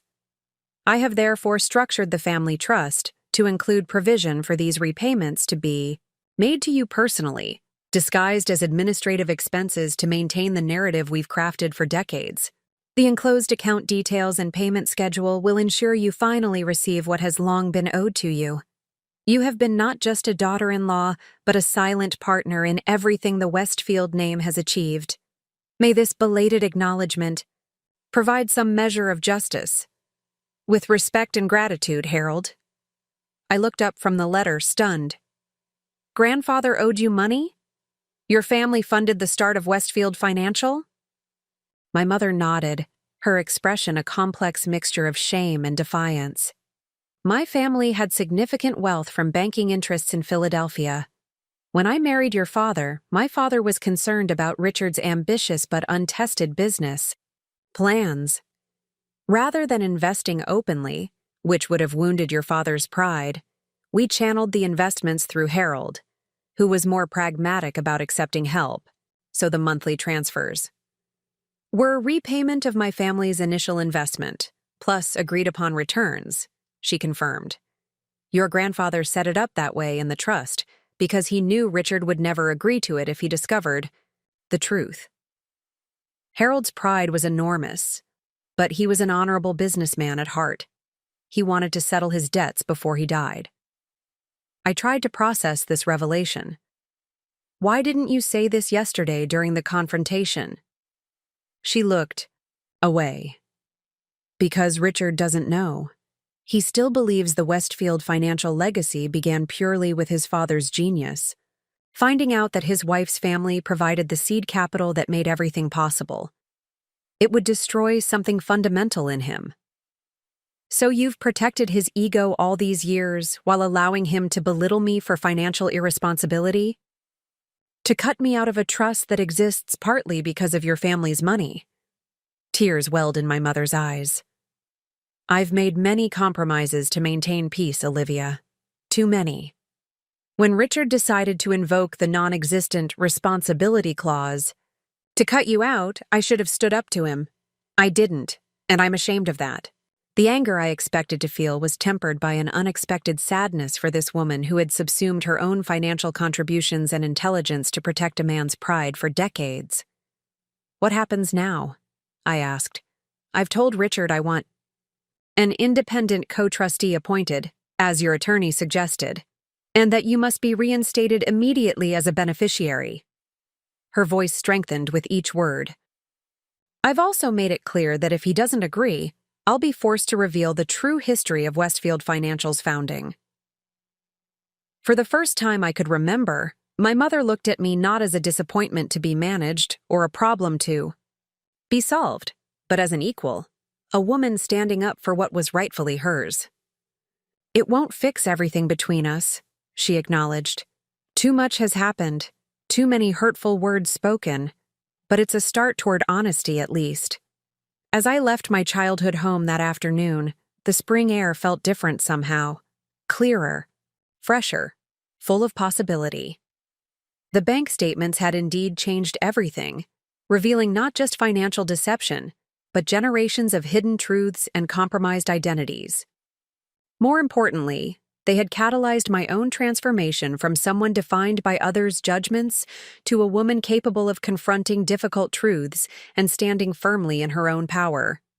Whatever happened with the trust, whether my father accepted the settlement terms or we proceeded to court, I knew I would never again measure my worth by the flawed metrics my family had established. The journey toward financial redemption and self-reclamation had only just begun. But for the first time in my adult life, I was walking that path with my head held high, no longer the family disappointment, but the author of my own story, one in which responsibility, integrity, and self-worth would be defined on my own terms.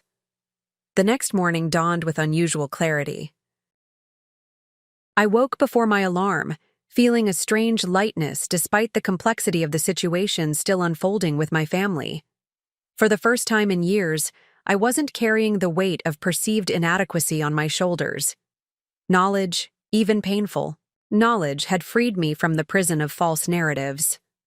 I dressed with particular care for work, choosing a bold emerald blouse I'd previously thought too much for the office. The woman in the mirror looked different somehow, more present, more solid in her own skin. As I applied my makeup, my phone chimed with a text from Sarah Chen.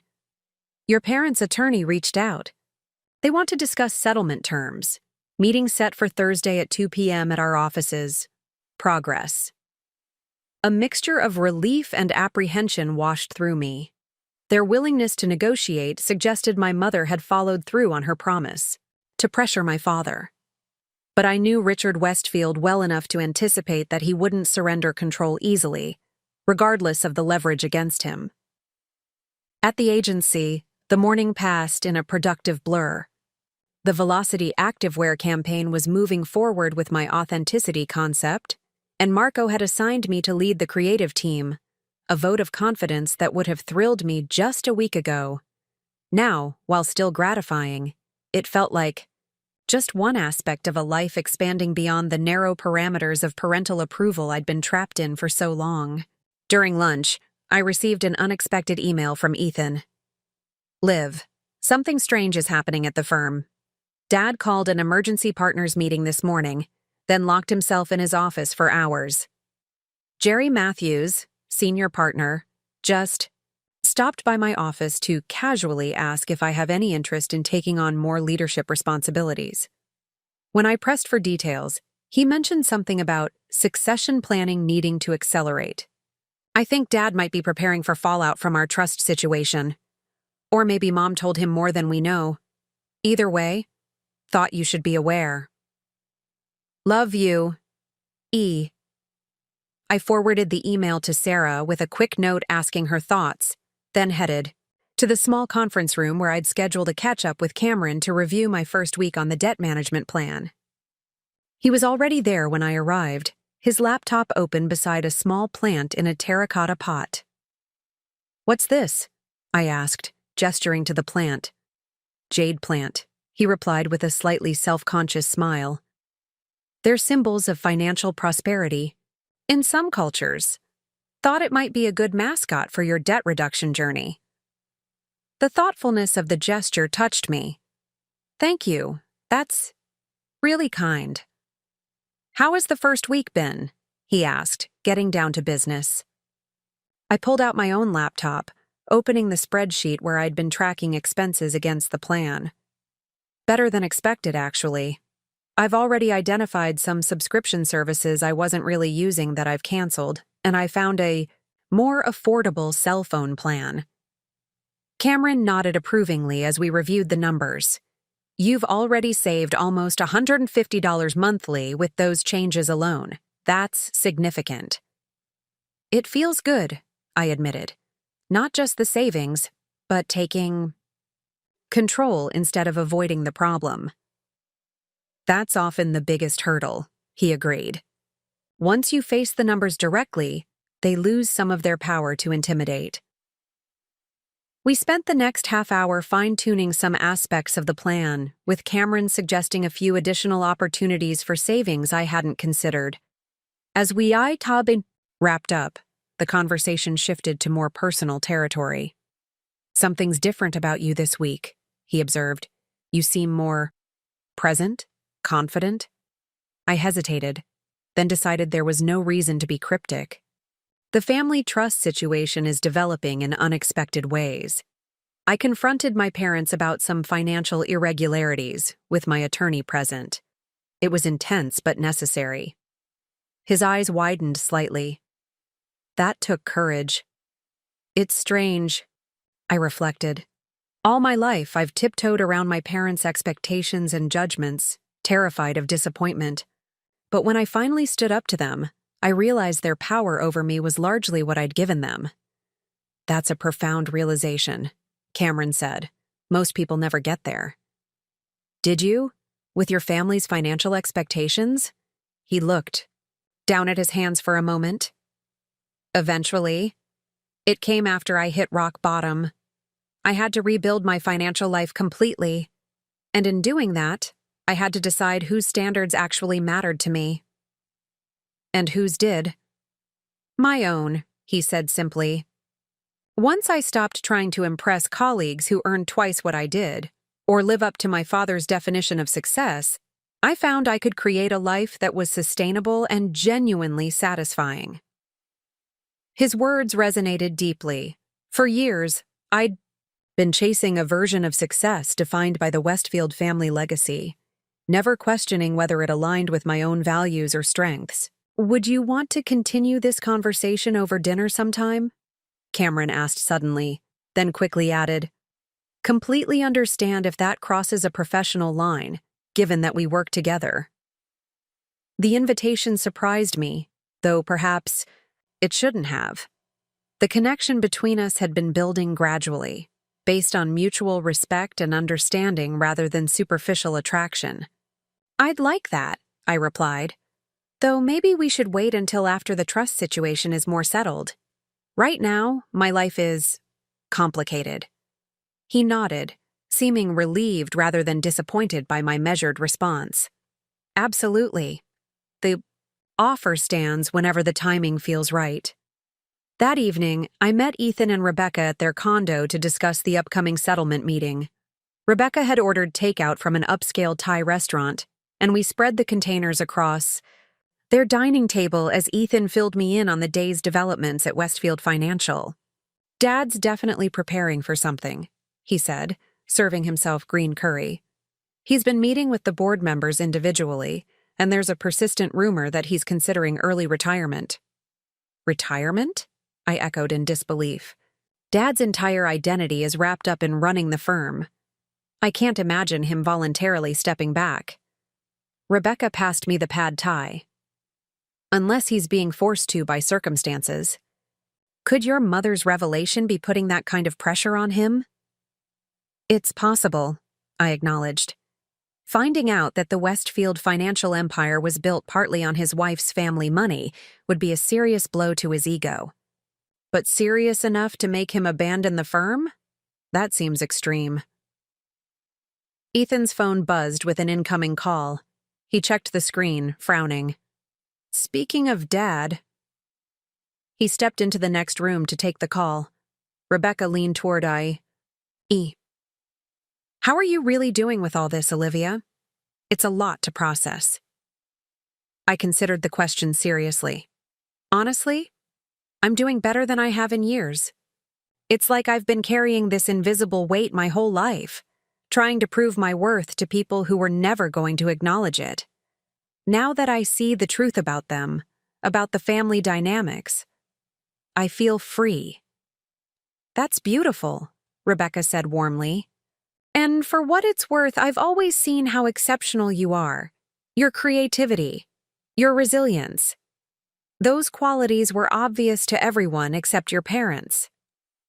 Ethan returned, his expression troubled.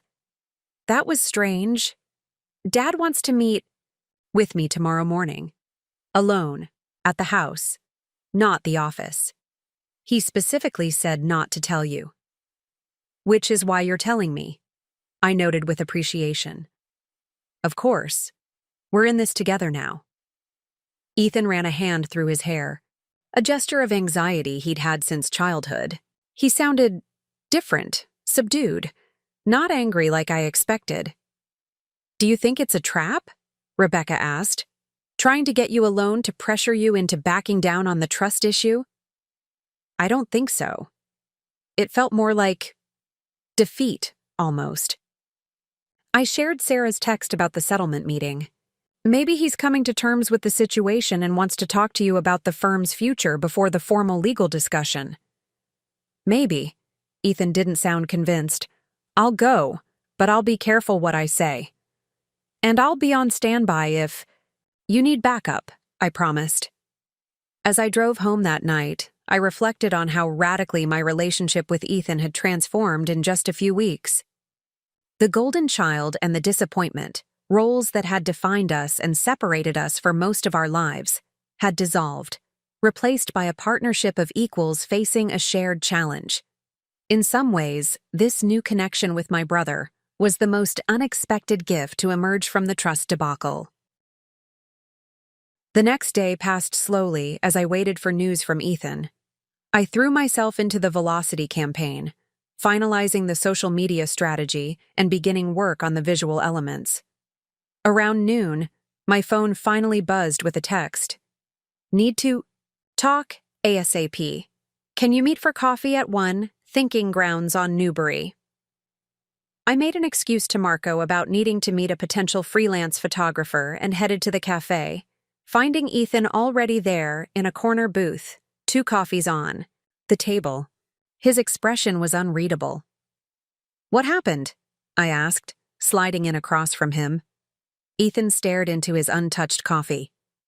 Dad's resigning from the firm, effective immediately. What? Why? The news was shocking even after yesterday's speculation. It's complicated. Ethan glanced around to ensure no one was within earshot. Apparently, there's more to the story than just Mom's family money. Dad's been playing fast and loose with some client accounts for years. Nothing illegal exactly, but aggressive strategies that have been covered up when they failed. He's been using trust money to cover shortfalls and hide losses from the board. I felt the blood drain from my face. So the trust withdrawals weren't just about Mom's repayment? Only partially. Some of it has been going to plug holes in client accounts that would have raised red flags with regulators. When we discovered the trust issues and threatened legal action, Dad knew a full accounting would potentially expose these other financial maneuvers. So he's falling on his sword to protect the firm, I surmised.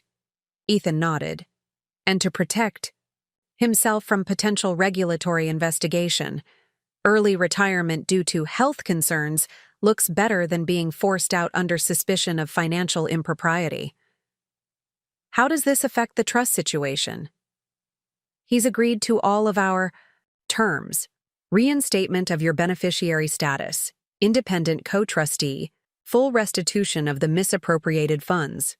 Plus, he's transferring his majority ownership shares in the firm to me, effective immediately. I stared at him. He's giving you control of Westfield Financial?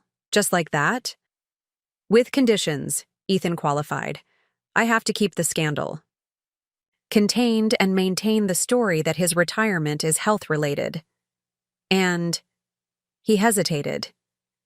He wants you to sign a non-disclosure agreement about everything. The trust mismanagement, Mom's family money, his financial maneuvering at the firm. The request felt like a final attempt to control my narrative, to silence me even as he was forced to concede on the financial issues. What do you think I should do? Ethan looked me directly in the eyes. I think you should decide based on what will bring you peace, not what will satisfy Dad's need to preserve his reputation. If publicly exposing him would help you heal from years of his criticism and manipulation, I'll support you completely, even if it means damaging the firm. His willingness to put my well-being above the family business moved me deeply. And what about you? Are you ready to take over the firm under these circumstances? A complex mixture of emotions crossed his face: anxiety, determination, a touch of excitement. Honestly, I've been preparing for this role my entire life, just not expecting it so soon or under these conditions. But maybe this is an opportunity to rebuild Westfield Financial with integrity, to honor grandfather's original vision while creating something that reflects our values, not Dad's. I considered all the angles. Exposing my father's financial misconduct might provide momentary satisfaction, but it would also hurt innocent people, employees of the firm, clients who trusted the Westfield name. And it would devastate my mother, who, despite her complicity in some aspects of the deception, was taking steps toward honesty and accountability. I don't need to publicly humiliate Dad to move forward, I decided. I'll sign the NDA, provided the trust situation is fully resolved, as agreed, but I want something additional. Name it, Ethan said immediately. I want you to create a position for me at Westfield Financial, not as a financial advisor or in Dad's mold, but utilizing my actual strengths, Director of Marketing and Client Communications, or something similar. A real role with real responsibility, not a token family placement. Ethan's surprise quickly transformed into a broad smile. You'd consider working for the family firm? After everything? Not for the family firm, I clarified. For my brother's firm. One that I believe could represent something better than what our father built. He extended his hand across the table. Deal, and it would be an actual value add for the company. Our marketing is stuck in the 1990s. We desperately need someone with contemporary vision. We shook on it, this new partnership representing a future neither of us could have imagined just weeks ago. The formal settlement meeting the next day was anticlimactic after the private family revelations. My father, looking unusually subdued, in a suit that suddenly seemed too large for his frame, signed the documents without protest. My mother, sitting beside him, occasionally reached to squeeze his hand. A gesture of support I found both touching and troubling given all that had transpired. Sarah led us efficiently through the legal process, her professional demeanor never wavering despite the emotional undercurrents in the room. When the final document was signed, she turned to me with satisfaction. Congratulations, Olivia. You're officially reinstated as a full beneficiary of the Westfield Family Trust, with your first distribution due on your 30th birthday as originally intended. The independent co-trustee will be in place by next week, and the restitution payments will begin immediately. My father stood abruptly, extending his hand to Sarah. Thank you for your professionalism in this matter, he said stiffly, then turned to leave without directly acknowledging me. My mother lingered, an uncertainty in her expression I'd never seen before. Olivia, I hope someday we can rebuild, something between us, something honest. I hope so too, I replied, surprised to find I meant it. But it will take time. She nodded, accepting this partial olive branch before following my father out. In the weeks that followed, my life transformed with breathtaking speed. I gave notice at the advertising agency, explaining to a disappointed Marco that I had an opportunity to revamp the marketing strategy for a major financial firm. Cameron and I had our postponed dinner, which led to another, and then another. The relationship developing naturally and without pressure as we both focused on our respective transitions. Ethan formally announced our father's retirement and his own ascension to CEO, presenting me as the new director of marketing and brand strategy in the same press conference. The financial media buzzed with speculation about the sudden leadership change, but the health-related narrative held, supported by my father's increasingly reclusive behavior. At Westfield Financial, I discovered an unexpected passion for translating complex financial concepts into accessible communications. My outsider perspective proved valuable in identifying ways the firm's messaging had become stale and disconnected from younger potential clients. Ethan gave me genuine autonomy to implement changes, backing my decisions even when they met resistance from old guard partners accustomed to my father's approaches. The first distribution from the trust arrived on my 30th birthday, a substantial sum that would have once seemed like the ultimate validation from my family. Instead, I viewed it pragmatically as a resource to further my goals. I used a portion to fully eliminate my remaining credit card debt, following through on the plan Cameron had helped me create.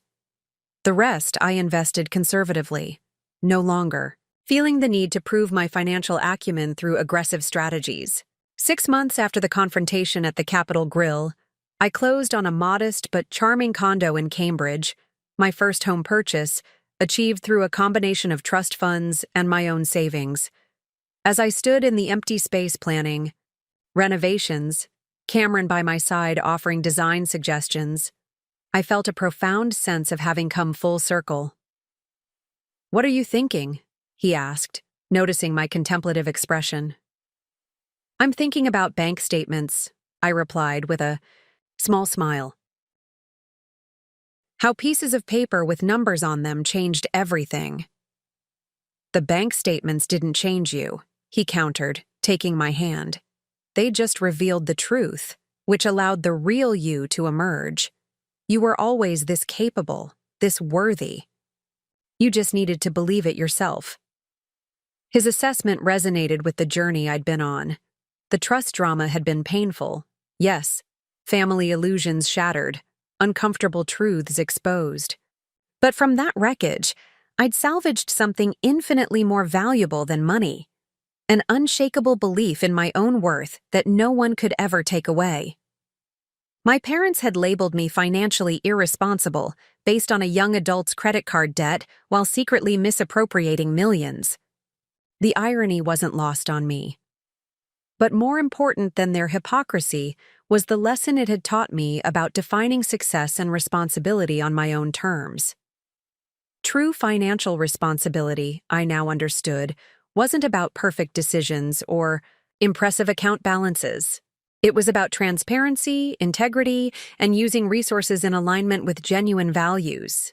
By that definition, I had always been more financially responsible than my parents, despite their wealth and status. As I moved through my new home, imagining the life I would build within these walls, I felt gratitude for the painful revelations that had set me free. The bank statements had changed everything, transforming me from the family disappointment to a woman standing confidently in her own power, writing her own financial story, and defining success by standards that actually mattered. Some might call it ironic that I now worked for the family firm I had once felt so alienated from. But under Ethan's leadership and with my input, it was becoming a different kind of institution, one built on transparency and genuine value rather than ego and appearance. We were reconstructing the Westfield legacy, reimagining what it could represent for future generations. And in my own quiet way, I was reconstructing myself, Not as the anti-Westfield rebel I'd unconsciously become in reaction to my parents' criticism, nor as the perfect financial prodigy I could never be. Instead, I was becoming simply, authentically, Olivia. A woman who understood her worth could never be calculated on a balance sheet, whose value was intrinsic rather than earned through others' approval. The bank statements had revealed my parents' deception. But the real revelation had been about myself, that I had always been enough, just as I was, and that understanding was worth more than any trust fund could ever provide. 1 year after the trust settlement, I stood at the podium in Westfield Financial's newly renovated conference center, preparing to unveil the company's rebranded identity to a room full of clients, employees, and financial media.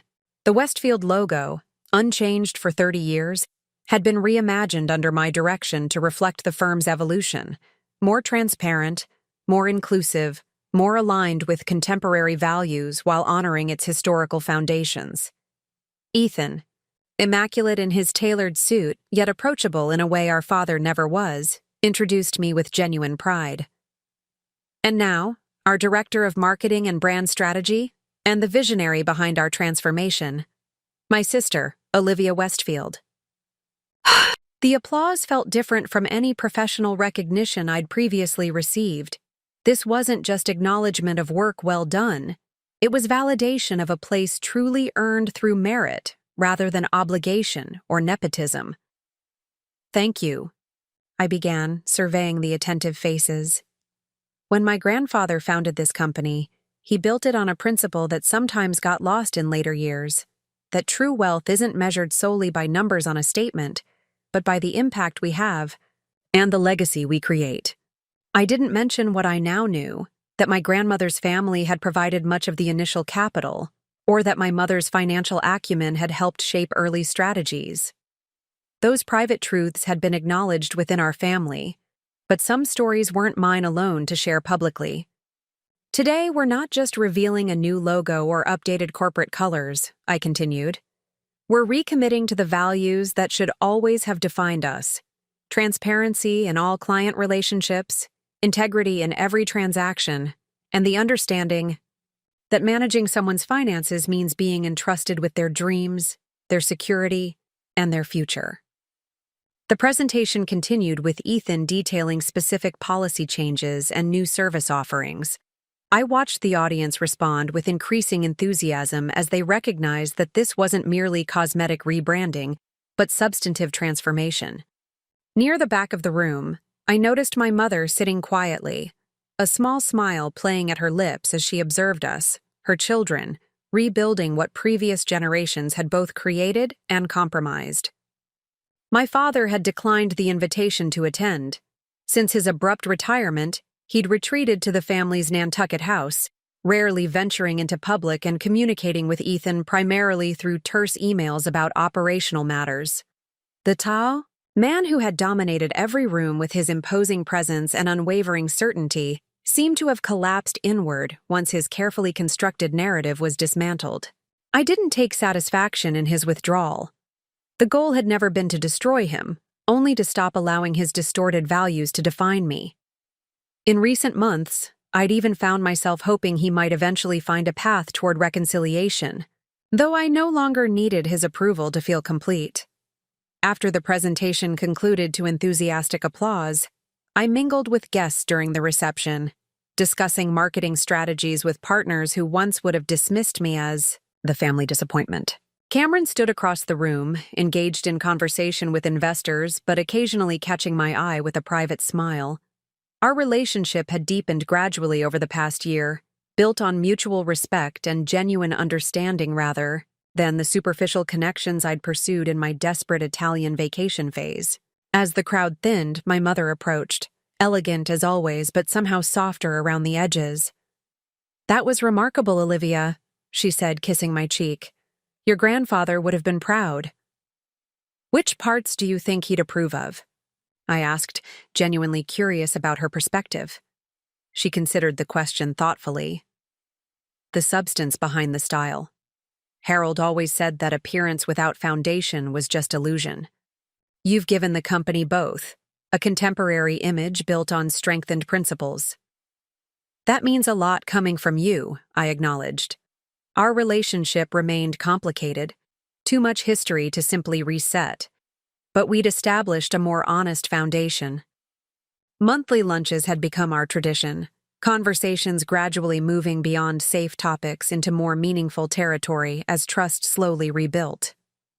"How is Dad?" I asked, realizing I hadn't inquired about him in several weeks. Something flickered across her expression, concern, perhaps resignation. Struggling to redefine himself, his identity was so completely wrapped up in being Richard Westfield, financial titan. Without that role, he seems lost. I nodded, understanding more than I might have before my own journey of redefinition. "Do you think he'll ever adjust to the new reality?" "I hope so," she said simply, "for his sake, and for all of ours. But that's his journey to navigate, not ours to manage."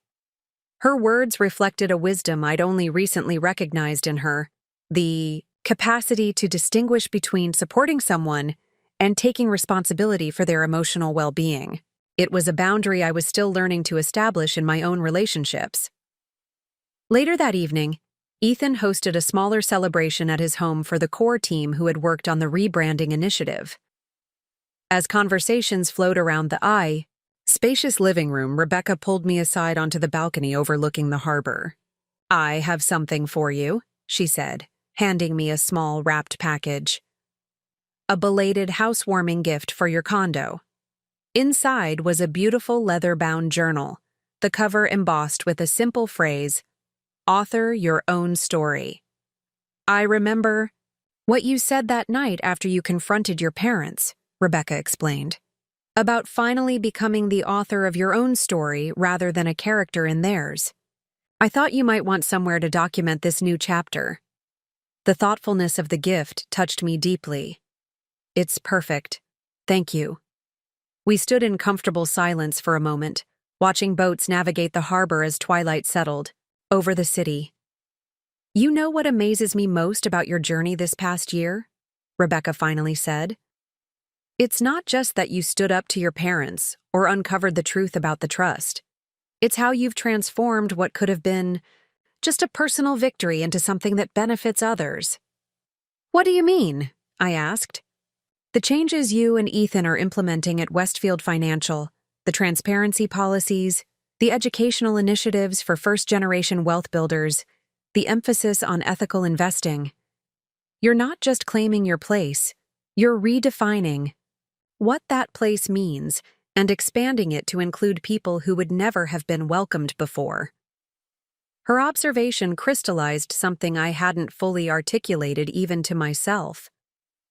The most meaningful aspect of reclaiming my financial birthright hadn't been personal vindication, but the opportunity to reshape the values it represented.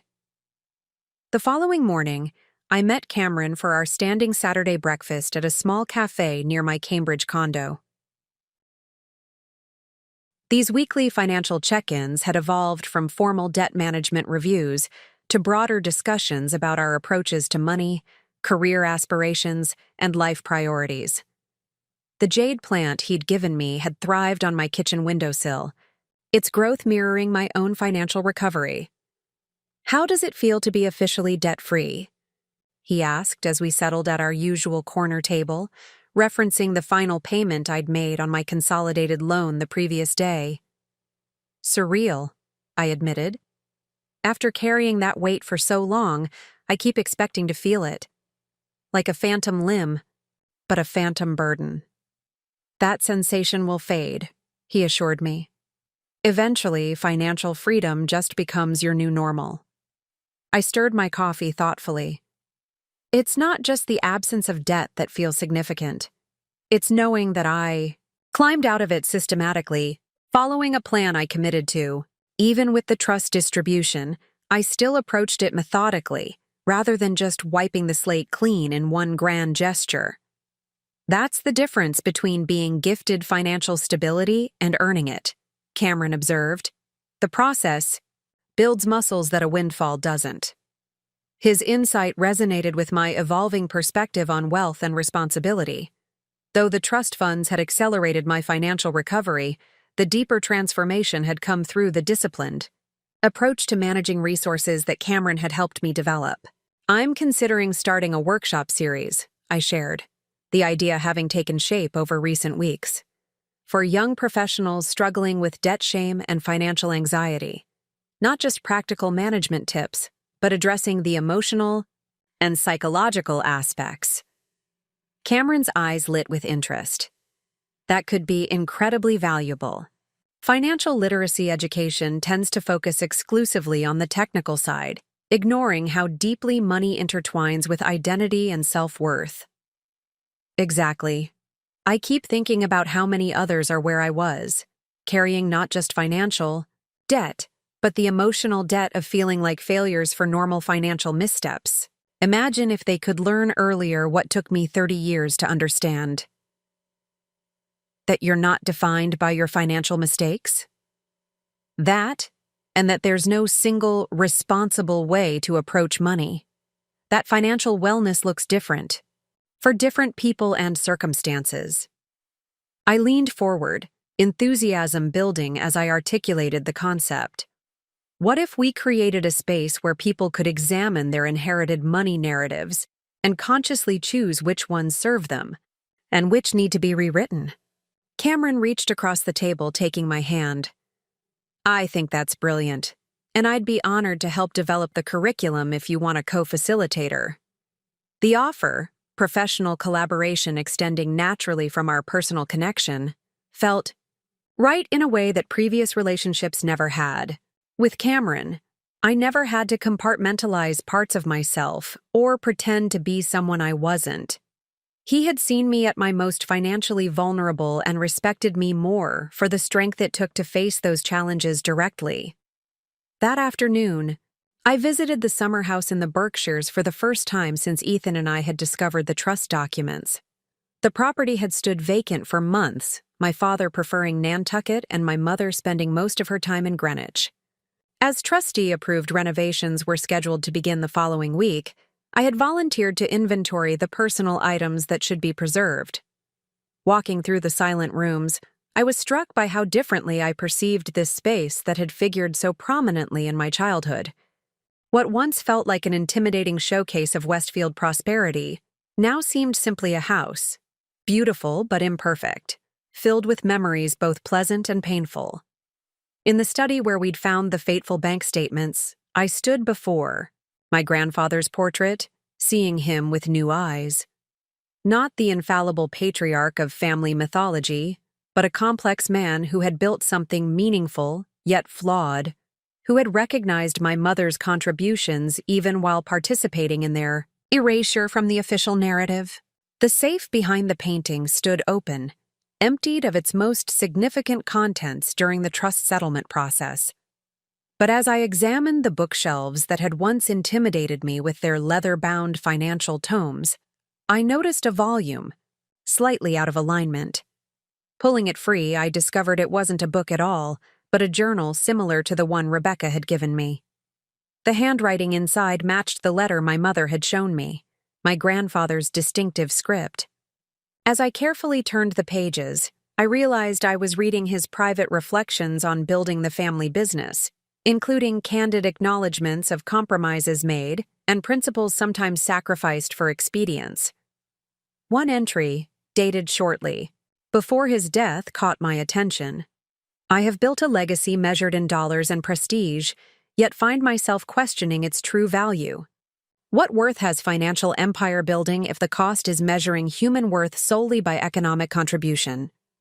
I see this distortion growing in Richard, this inability to recognize that a balance sheet cannot capture a person's full measure.